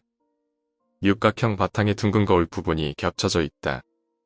거울이라고는 해도 녹슬고 여기저기 상처가 나 무언가를 비추는 힘은 거의 잃었다. 하지만 두께가 2cm 정도인 것에 비해 꽤 무거워 어딘가 영험한 기운을 느끼게 하는 물건이다. 초등학생 무렵 친구들끼리 집에 어떤 귀한 물건이 있는지를 놓고 배틀이 붙었다. 그래서 방과 후 다들 자기네 집 보물을 들고 공원에 모여보기로 했었지. 다른 아이들은 다 장난감 같은 걸 가져왔지만 나는 바로 그 거울을 들고 갔다. 어른들은 손대면 안 된다고 말했었지만 신경도 안 썼고 결과적으로는 내가 가져온 게 가장 보물 같다면서 내가 승리했다. 위기양양해서 집에 돌아오니 아니나 다를까 아버지가 불같이 화를 내고 계셨다. 무슨 이상한 일은 없었냐고 끈질기게 질문을 받고 엄청나게 혼난 뒤 2번 다시 손대지 않겠다고 약속했다. 나는 납득이 안 갔지만 일단 사과했다. 그 이후에는 딱히 흥미가 있는 것도 아니고 거울에 손을 댈 일은 없었다. 그리고 작년 내가 20살 생일을 맞이할 무렵에 아버지가 나를 불렀다. 대학에 들어간 후 집을 떠나 자취하고 있던 나는 무슨 일일까 의아해하며 집으로 돌아왔다. 아버지는 불단이 있는 방에 나를 불러 이야기를 시작했다. 우리 집에 전해지는 가보의 유래와 그 취급법에 관한 이야기를 말이다. 원래 우리 집안은 음명도에 관련된 집이라 주로 저주받은 물건을 다뤄왔다고 한다. 이제 와서는 대부분의 물건을 박물관에 기증해서 얼마 남지 않았다고 하고 아버지는 한숨 내쉬었다. 나는 고작 이런 이야기를 하려고 불렀나 싶어 투덜거리고 있었다. 마음을 놓고 있는데 갑자기 아버지가 말을 다시 시작했다. 이제부터가 중요한 이야기다. 졸음이 올락말락했지만 진지하게 들을 수밖에 없었다. 아버지는 불단에 안치되어 있는 거울이 든 상자를 테이블 위에 올려두고 이야기를 이어갔다. 그것은 도저히 믿을 수 없는 현실과는 동떨어진 내용이었다. 이 거울을 왜 꺼내서는 안 되는지 아느냐? 그건 이 거울을 꺼냈던 사람들이 비참하게 죽었기 때문이야. 그것도 3번이나 말이다. 이 거울은 사람의 죽음을 비추는 거울이다. 솔직히 믿을 수가 없는 이야기였다. 나도 오랫동안 그게 미신이라고만 여겼다. 하지만 너희 고모가 죽은 그 사건이 있고 나서는 믿게 되었지. 아버지는 진지한 얼굴로 이야기를 시작했다. 사고사라는 건 알고 있었지만 거기 얽힌 자세한 이야기는 들은 적이 없었다. 아무래도 이 거울은 이 땅에서 먼 곳으로 가져가려 하면 꺼낸 사람에게 해를 끼치는 것 같다. 과거 이 거울을 꺼내려 했던 3사람은 그 해를 받아 죽은 것이다. 첫 번째는 전국시대 때 이시다 미츠나리의 부하였다고 한다. 그 사람은 세키가하라 전투 후 미츠나리와 함께 참수되었고 거울은 다시 집으로 돌아왔다. 2번째는 제2차 세계대전 중 국가총동원법에 의해 온갖 쇠붙이를 걷어갈 무렵이었다. 헌병이 억지로 청동 거울을 가져가려 하던 도중 할아버지 눈앞에서 미군 전투기의 기관총 사격에 맞아 그대로 절명했다고 한다. 그리고 3번째가 바로 우리 고모였다. 이 거울은 고모의 유품이기도 한 것이다. 고모가 살아있을 무렵에는 거울의 저주 같은 것도 다들 미신으로 여겼다고 한다. 다들 걱정도 않고 가끔 손님이 찾아올 때면 부담 없이 보여주곤 했다고 한다. 아무것도 비치지 않는 골동품 거울이라면서 말이지. 하지만 추석 때 오사카에 시집갔던 고모가 돌아가기 전 세계의 가보에 인사를 하려 돌아봤다고 한다. 그리고 거울을 손에 들었을 때 자기 얼굴이 거기 비친 것을 본 것이다. 고모는 새파랗게 얼굴이 질려 화장실 거울과 청동 거울을 몇 번이고 번갈아 봤다고 한다. 청동 거울에 비치는 내 얼굴이 새까매. 아버지는 겁에 질린 고모를 기분 탓일 거라며 달랬다. 하지만 이에 무서운 것을 봤는지 고모는 좀처럼 안정을 찾지 못했다. 고모는 교토에 있는 자신이 잘 아는 절에 가져가 불제를 받겠다고 말하기 시작했단다. 규칙을 깨는 일이지만 그래서 마음이 풀린다면 원하는 대로 하라고 아버지는 청동 거울을 내줬다. 하지만 아버지는 그걸 아직까지도 후회하며 살고 있다. 왜냐고? 어쩌면 그 일 때문에 역대 가장 큰 저주가 일어났을지도 모르니까. 고모는 1985년 8월 12일 18시 4분 한해 나발 이타미행 비행기를 탔다. 그 거울과 함께 말이다. 1985년 8월 12일 18시 4분 도쿄를 출발해 오사카로 향하던 비행기는 현재까지도 역사상 단일 항공사고 중 최대 사망자를 낸 비행기입니다. 524명의 승객을 태웠던 이 비행기는 520명의 사망자를 내며 현대 일본에서 가장 끔찍한 사고로 기억되고 있다고 합니다. 사고 이후 사라져버린 줄만 알았던 그 거울은 어째서인지 고인의 물품이라며 다시 우리 집으로 전해졌다. 친구가 사라졌다. 초등학교 3학년 때 전화가 왔던 사키에게 들은 이야기다. 사키가 1학년일 때 무척 사이가 좋던 유키라는 아이가 있었단다. 어느 날 유키가 학교에 숙제를 놓고 왔다. 깨달았을 때는 이미 저녁이었고 이미 해는 기온 뒤였다. 혼자 가는 것이 무서웠기에 유키는 사키에게 부탁해 둘이 같이 학교로 향했다고 한다. 학교에 도착하자 유키는 교실로 들어가 숙제를 찾고 사키는 교실 바로 앞에서 기다렸단다. 그러나 몇 분이 지나도 유키는 밖으로 나오질 않았다. 이상하다 싶어 교실 안을 들여다봤지만 유키의 모습은 없었다. 교실 문은 여닫을 때 소리가 나기 때문에 몰래 나갔다면 금세 알아차렸을 터였다. 창문도 모두 잠겨 있었다. 무서워진 사키는 그대로 집으로 돌아와 버렸다고 한다. 다음 날 학교에 가자 교실에는 유키의 책상이 없었다. 담임 선생님에게 물어봐도 그런 아이는 없다는 대답이 돌아왔다고 한다. 다른 아이들에게 물어봐도 마찬가지였다. 친구의 소식을 도저히 믿을 수 없던 사키는 유키네 집에 찾아가 봤다. 하지만 거기는 집이 사라지고 공터만 남아 있었다고 한다. 사키가 내게 해준 이야기는 이게 전부다. 이 이야기를 한 다음 날 사키는 갑자기 사라졌다. 전학을 간다는 이야기는 한 적이 없었다. 담임 선생님에게 물어봐도 그런 아이는 없다는 대답뿐. 사키가 해줬던 이야기와 똑같다는 생각이 들어 함께 이야기를 들었던 아이들에게도 물어봤다. 나 말고 다른 한 명도 사키를 기억하고 있었지만 다른 아이들은 함께 이야기를 들었었는데도 사키를 모른다고 대답했다. 지금은 오랜 세월이 흘렀지만 당시에는 정말 무서웠던 이야기다. 혹시 나도 사라지게 되는 것일까? 오늘 이야기는 여기까지입니다. 할아버지의 커져가는 머리. 아직 살아계시지만 할아버지가 뭔가 이상하다. 처음 이상한 점을 느낀 건 10여 년 전, 내가 중학생이던 무렵이었다. 어느 날 문득 어쩐지 할아버지 머리가 커진 것 같은데 라고 느낀 게 시작이었다. 정말 조금 사팔눈이 된 것 같아 보여서 어머니에게 말을 해봤지만 어머니는 전혀 모르겠다는 대답이었다. 아무렇지도 않다는 이야기를 듣고 나니 그런 것도 같았지만 가끔씩 문득 할아버지를 보면 역시 머리가 커져서 사팔눈이 되어 있는 것처럼 보였다. 그 후로부터 할아버지는 잠이 오지 않는다며 한밤중에 계속 집안을 걸어다니게 되었다.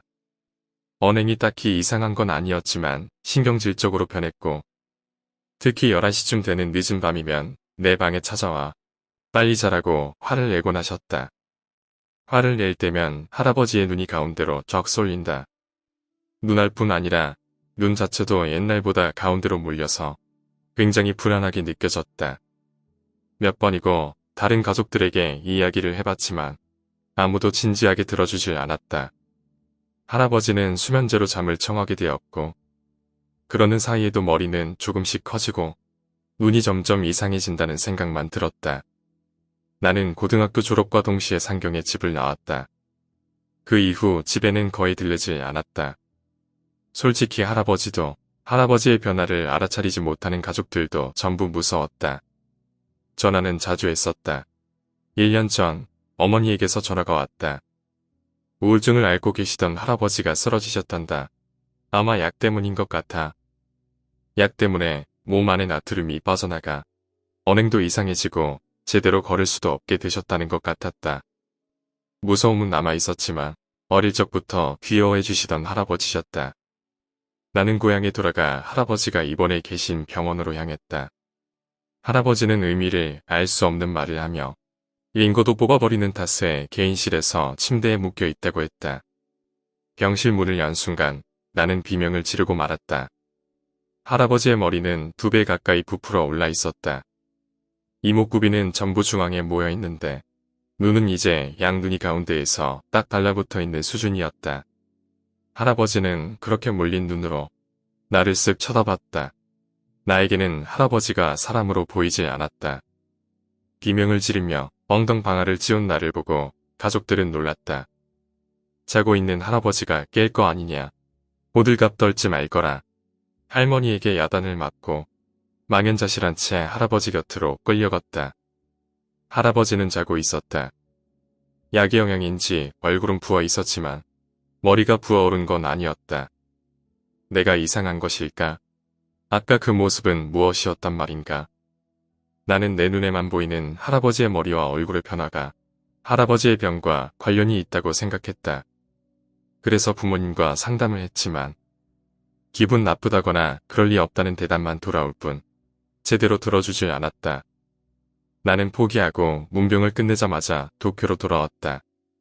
하지만 역시 할아버지의 상태가 신경 쓰여 견딜 수가 없었다. 혹시 가족들은 언제나 같이 있다 보니 변화를 느끼지 못하는 게 아닐까 싶어. 나는 떨어져 사는 삼촌에게 연락해보기로 했다. 삼촌은 혼자서 멀리 떨어져 살며 고향에는 좀 채 내려오지 않는 분이었다.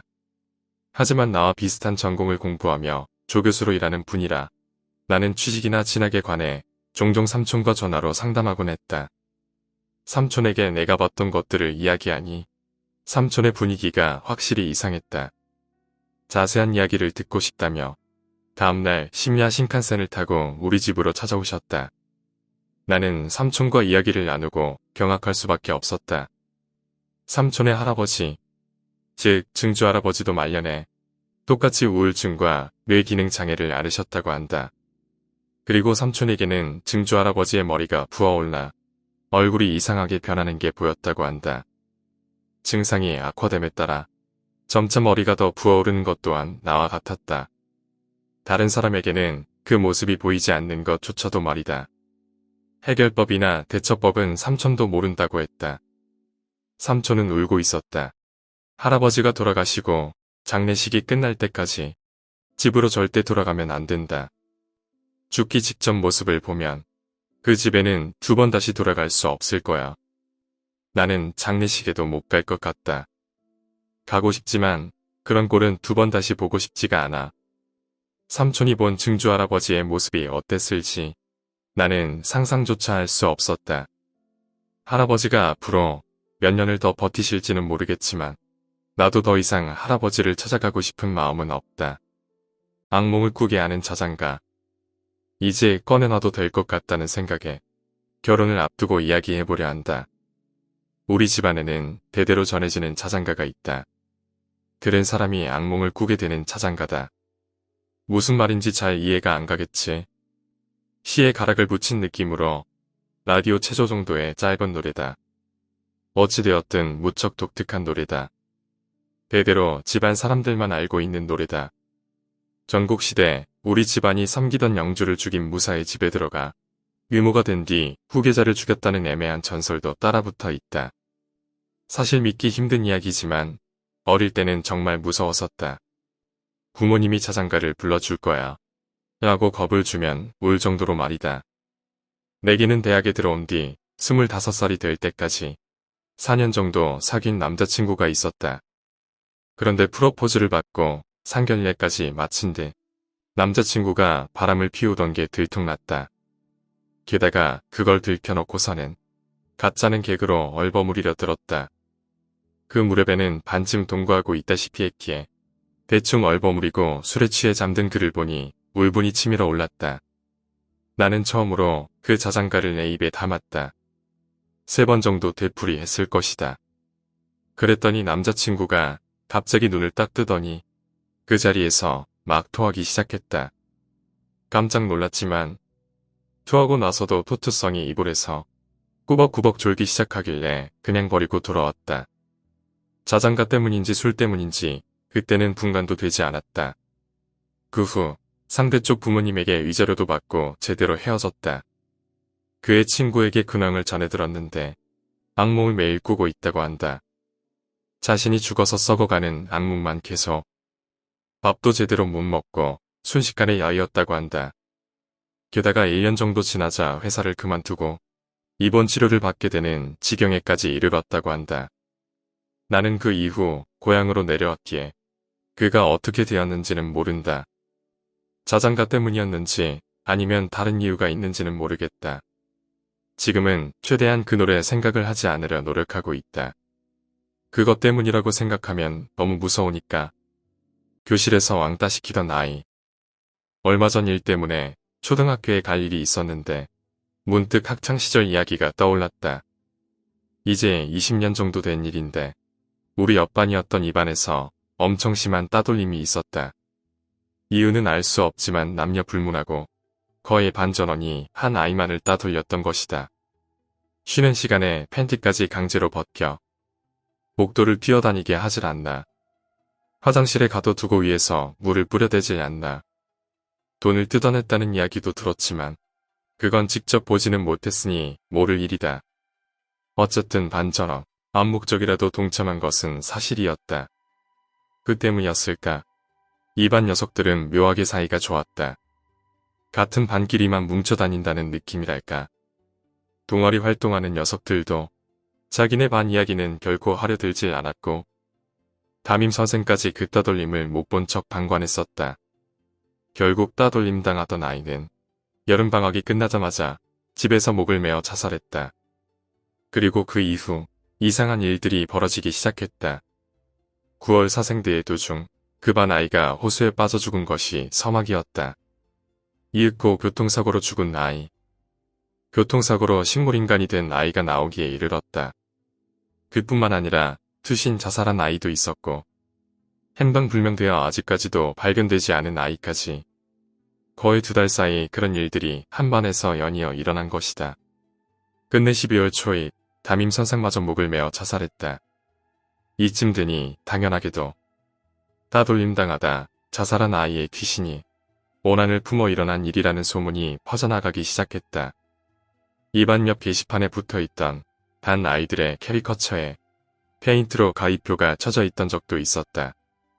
겁을 먹고 전학하는 아이들도 나오더니 결국 그 반은 졸업도 못하고 폐쇄되어 다들 다른 반으로 배정되었다. 따돌림 당하다 자살한 아이는 어머니와 둘이 함께 살던 아이였다. 그리고 그 어머니마저 스스로 목숨을 끊었다고 한다. 외아들이 죽은 고통과 주변의 시선을 이기지 못한 것이었겠지. 결국 학교에서는 그 문제의 반 주변에 회반죽과 페인트로 덧칠하고 불재를 들였다고 한다. 아직도 주변 정신병원에는 그때 미쳐버려서 아직까지 입원 중인 이 반 녀석이 있다. 살면서 유일하게 가까이서 겪은 알 수 없고 무서운 체험이었다. 해변의 모래놀이. 초등학생 시절 이야기다. 매년 여름이 되면 바다 가까이 사는 사촌네 집에 며칠간 묵으러 가곤 했다. 사촌은 1살 어린 여자아이였다. 여름에 마주칠 때마다 부모님 중 누구와도 닮지 않았다는 생각을 했지만 딱히 깊게 생각하지 않고 매일 같이 놀았었다. 그날은 파도가 세지 않아 해변에서 모래놀이를 했다. 곧 해가 질 무렵 하늘에 약간 노란빛이 감돌 무렵이었다. 마주보고 모래산에 조개 껍질을 장식하던 사촌 너머 밀려오는 얕은 파도 가운데 언제 왔는지 웬 여자가 있었다. 그 사람은 흰 블라우스에 검은 치마를 입은 채 엎드려서 파도 속을 떠다니고 있었다. 뼈밖에 없는 것 같이 가늘고 새하얀 주름진 손목으로 파도의 움직임을 거스르듯 계속 사촌 뒤에서 떠나질 않았다. 눈을 뗄 수가 없어서 움직임을 멈추자 이상하게 여겼는지 사촌이 나를 바라보았다. 내 시선을 따라 사촌은 뒤를 돌아보고는 무언가 작게 속삭였다. 또인가 싶은 얼굴을 하고 말이다. 둘이서 아무 말 없이 흔들흔들 떠다니는 여자를 보고 있던 와중 가만히 있던 사촌이 한숨처럼 작게 말했다. 저 사람 아마 내 진짜 엄마일 거라고 생각해. 그 순간 수많은 사람들이 하염없이 우는 것 같은 분위기가 펼쳐져 무겁게 짓눌리는 것 같은 기분이었다. 거기에 압도되어 더는 아무 말도 꺼내지 못한 채 사촌과 그저 걸어서 집으로 돌아왔다. 다음 날에는 또 아무 일 없던 것처럼 함께 놀았고 지금도 가끔 연락을 하고 지내지만 그날 일만큼은 서로 다시는 입에 담지 않고 있다. 그 이후 그 여자를 다시 본 적도 없고 사촌이 자기 진짜 엄마에 대해 무언가 말한 것도 없다. 다만 그날 있었던 일은 그 해변, 그 날씨, 그 시간에 사촌과 함께 있었기에 결코 내가 보면 안 되는 세상과 닿았던 것이라 여기고 있다. 이상한 토끼. 지난 여름 회식 끝나고 돌아오는 길에 커다랗고 반투명한 토끼가 나를 앞질러 폴짝폴짝 뛰어갔다. 시바견 정도 크기였다. 취했기 때문에 무섭지는 않았다. 어라, 혹시 이상한 나라의 앨리스에 나오는 토끼씨인가? 기다려. 그런 식으로 오히려 두근대면서 바보같이 뒤쫓아갔다. 그러자 토끼는 내가 살고 있는 아파트의 현관을 뚫고 들어가 버렸다. 당황해서 문을 열고 들어가려는데 문이 열려 있었다. 분명 문을 잠궜었는데. 우선 안으로 들어갔더니 토끼가 거실에서 나를 쓱 돌아봤다. 토끼는 내가 안으로 들어온 걸 확인하고 이번에는 벽장 안으로 들어가 버렸다. 서둘러 벽장을 열자 토끼는 없었다. 그 대신 낯선 남성이 땀투성이가 되어 기절해 있었다. 기절 초풍에서 나는 옆집 여자에게 도움을 구하고 토끼 이야기까지 더해 어떻게든 설명했다. 옆집 여자는 경찰과 구급차를 불러줬고 경찰에게 이야기를 할 때 토끼 이야기는 안 하는 게 좋겠다는 조언도 해줬다. 경찰에게는 집에 돌아와 보니 문이 열려 있고 벽장 안에 모르는 남자가 있었다는 말만 했다. 나중에 경찰에게 들은 이야기는 이랬다. 그 남자는 내가 일을 마치고 돌아오는 시간을 이전부터 체크하고 있었단다. 그래서 내가 평소 돌아오던 시간보다 조금 일찍 문을 부수고 방에 들어와 벽장 속에 숨어 있었던 것이다. 하지만 내가 회식 때문에 돌아오는 게 늦어지는 사이 열사병으로 정신을 잃은 것 같다. 구급차를 부르는 게 조금만 더 늦었더라면 생명이 위급했을지도 몰랐다고 한다. 아무래도 무섭기 때문에 나는 고향집으로 내려가 살기로 했다. 비록 회사랑 거리는 좀 멀어졌지만 내가 돌아오는 게 더 일렀으면 남자에게 무슨 일을 당했을지 모르고 더 늦었으면 그 남자가 죽어서 귀찮은 일에 휘말렸을지도 모른다. 토끼는 그걸 알려준 것이었을까? 혹시 토끼는 나의 수호신이었을까? 그 이후 그 토끼를 다시 보지는 못했다. 외지인을 내쫓는 마을. 지금 제가 다니는 회사의 차장님이 워크샵에서 얘기해 주신 것으로 지금으로부터 15년 정도 전에 겪으신 일이라고 하십니다. 당시 신입으로 입사하셨던 차장님은 지방의 한 신설 사무소에 배치받은 상태였는데 근처 공장에 부속되었던 사무소는 시가지에서 멀리 떨어진 산속에 혼자 덩그러니 서 있는 곳이라 날이 저물면 차도 다니지 않을 정도로 매우 조용한 곳이었는데 일 자체는 매우 편했다고 합니다. 사무소의 위치 자체는 앞을 지나는 도로를 따라 오른쪽으로 한참 가다 보면 근처의 마트를 갈 수 있었으며 왼쪽으로 한참 가면 옆에 있는 현의 마을로 갈 수 있었는데 걸어서 마을 중심부까지 가기에는 상당한 시간이 걸리는 위치였습니다. 본래는 한가한 사무소였지만 갑자기 많은 업무가 생겨서 홀로 야근을 마친 차장님은 피로에 절어 사무소를 뒤로하고 퇴근하셨다고 합니다. 자취를 하던 아파트를 향해 운전을 하던 중 자기도 모르게 길을 잃으셨다고 합니다. 피곤했던 나머지 오른쪽으로 가야 할 것을 왼쪽으로 가버린 것이었습니다. 차는 이미 마을 쪽으로 들어가고 한참 시간이 지난 상태였다고 합니다. 도로를 지나는 다른 차도 없었던 터라 바로 차를 돌려 돌아가면 됐을 텐데 차장님은 일단 도로를 따라 직진했다고 합니다. 가던 길로 쭉 달리면 원래 가려던 길로 돌아갈 수 있는 길이 나올 거라고 생각했는데 도로 정리가 제대로 되지 않은 시골길은 예상과는 훨씬 달랐다고 합니다. 한참을 달려 간신히 발견한 길로 들어가기를 몇 번이나 반복했는데 어디를 어떻게 갔는지조차 이미 확실치 않은 상황에 주변은 완전히 어둠에 잠겼고 길은 점점 좁아졌습니다. 시간도 너무 늦었고 다시 왔던 길을 돌아가는 것도 이제는 불가능하다고 생각하셨다고 합니다.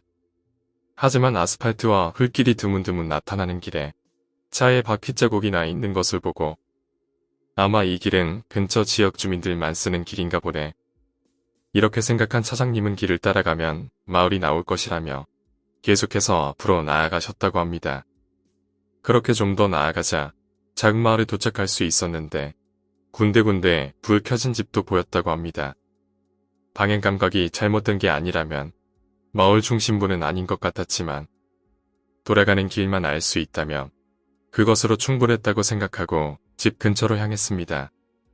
차장님은 불이 켜진 집 앞에 차를 세우고 라이트를 끈 뒤 일단 담배를 필 생각으로 차에서 내린 차장님은 깜짝 놀라 그 자리에 멈추었다고 합니다.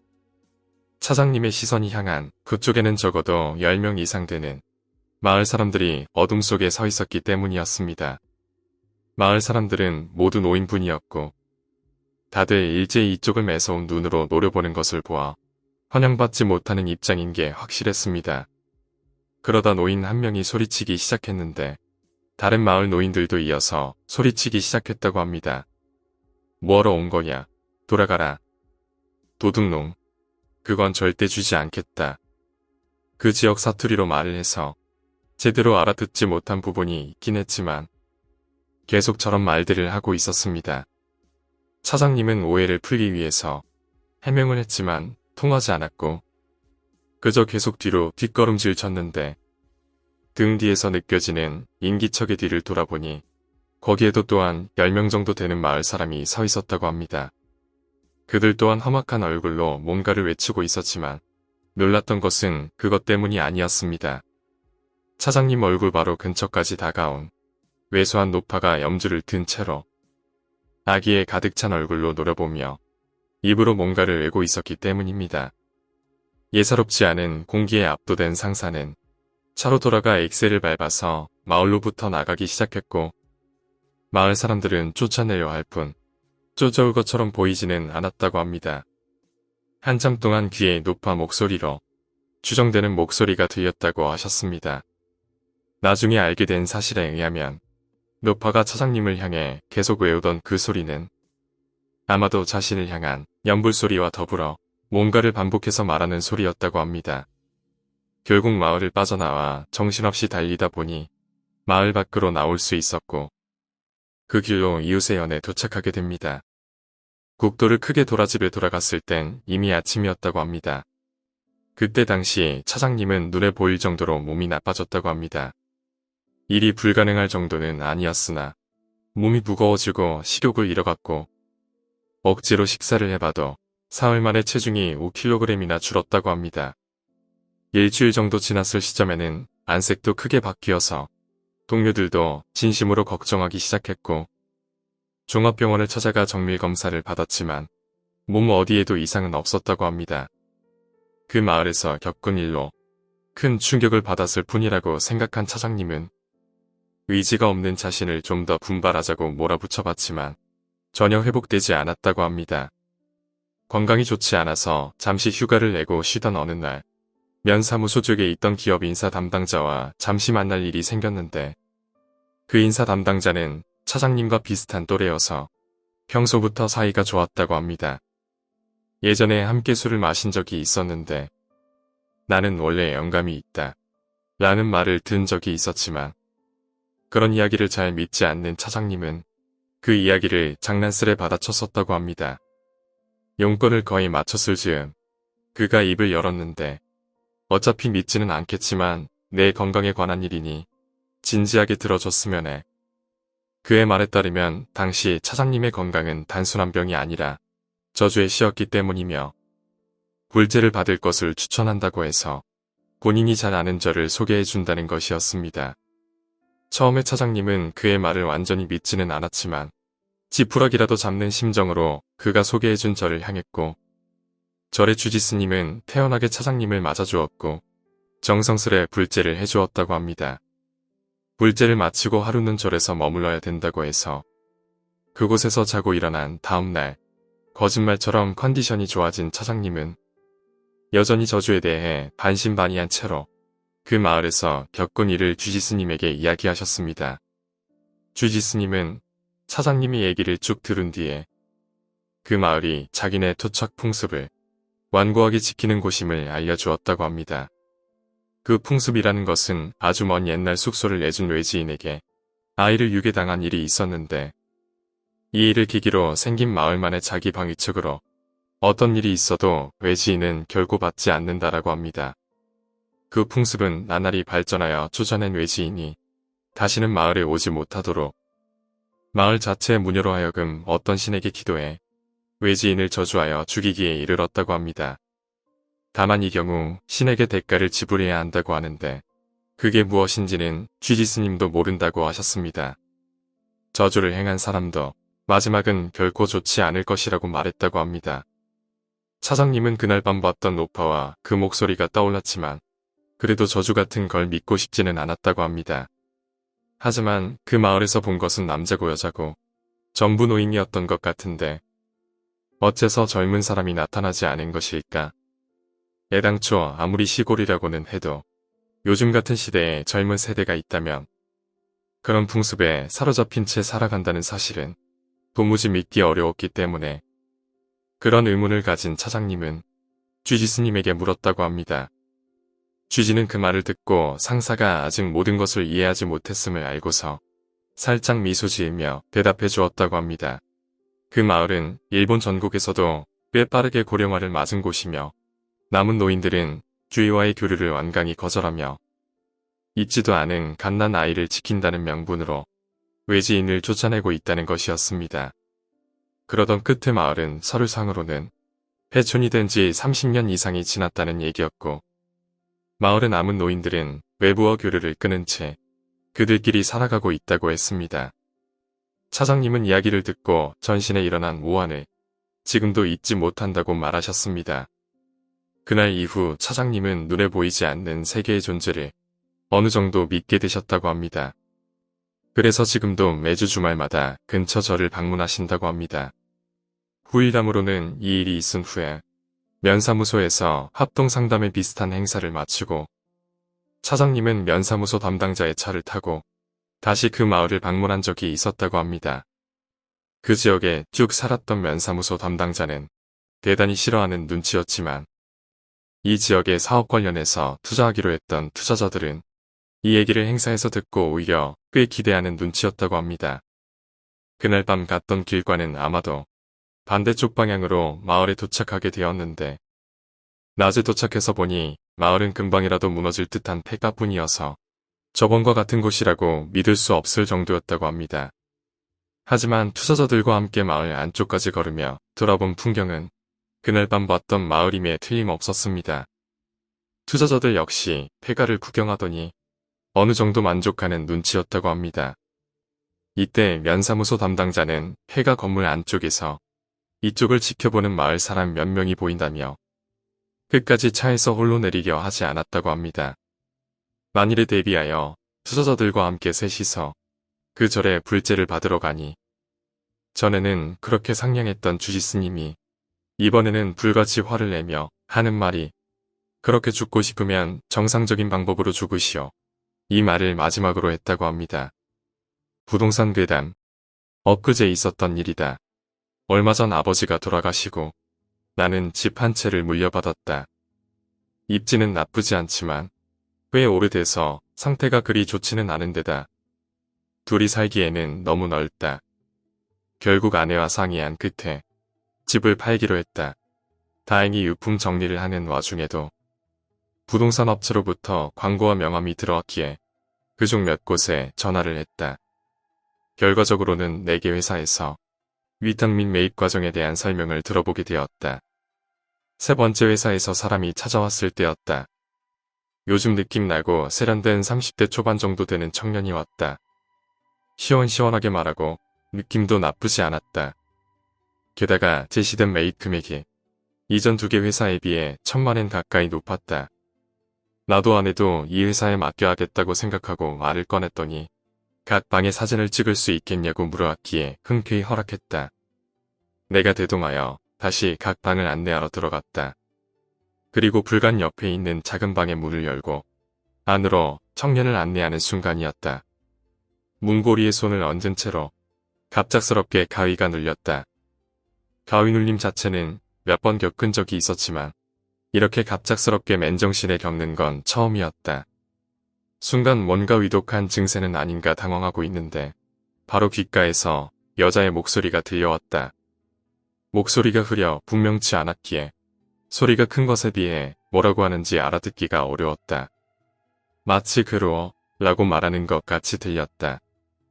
아무래도 눈알만은 힘겹게 움직일 수 있었는데 소리가 들려오는 쪽을 향해 시선을 돌리면 위험할 것 같았다.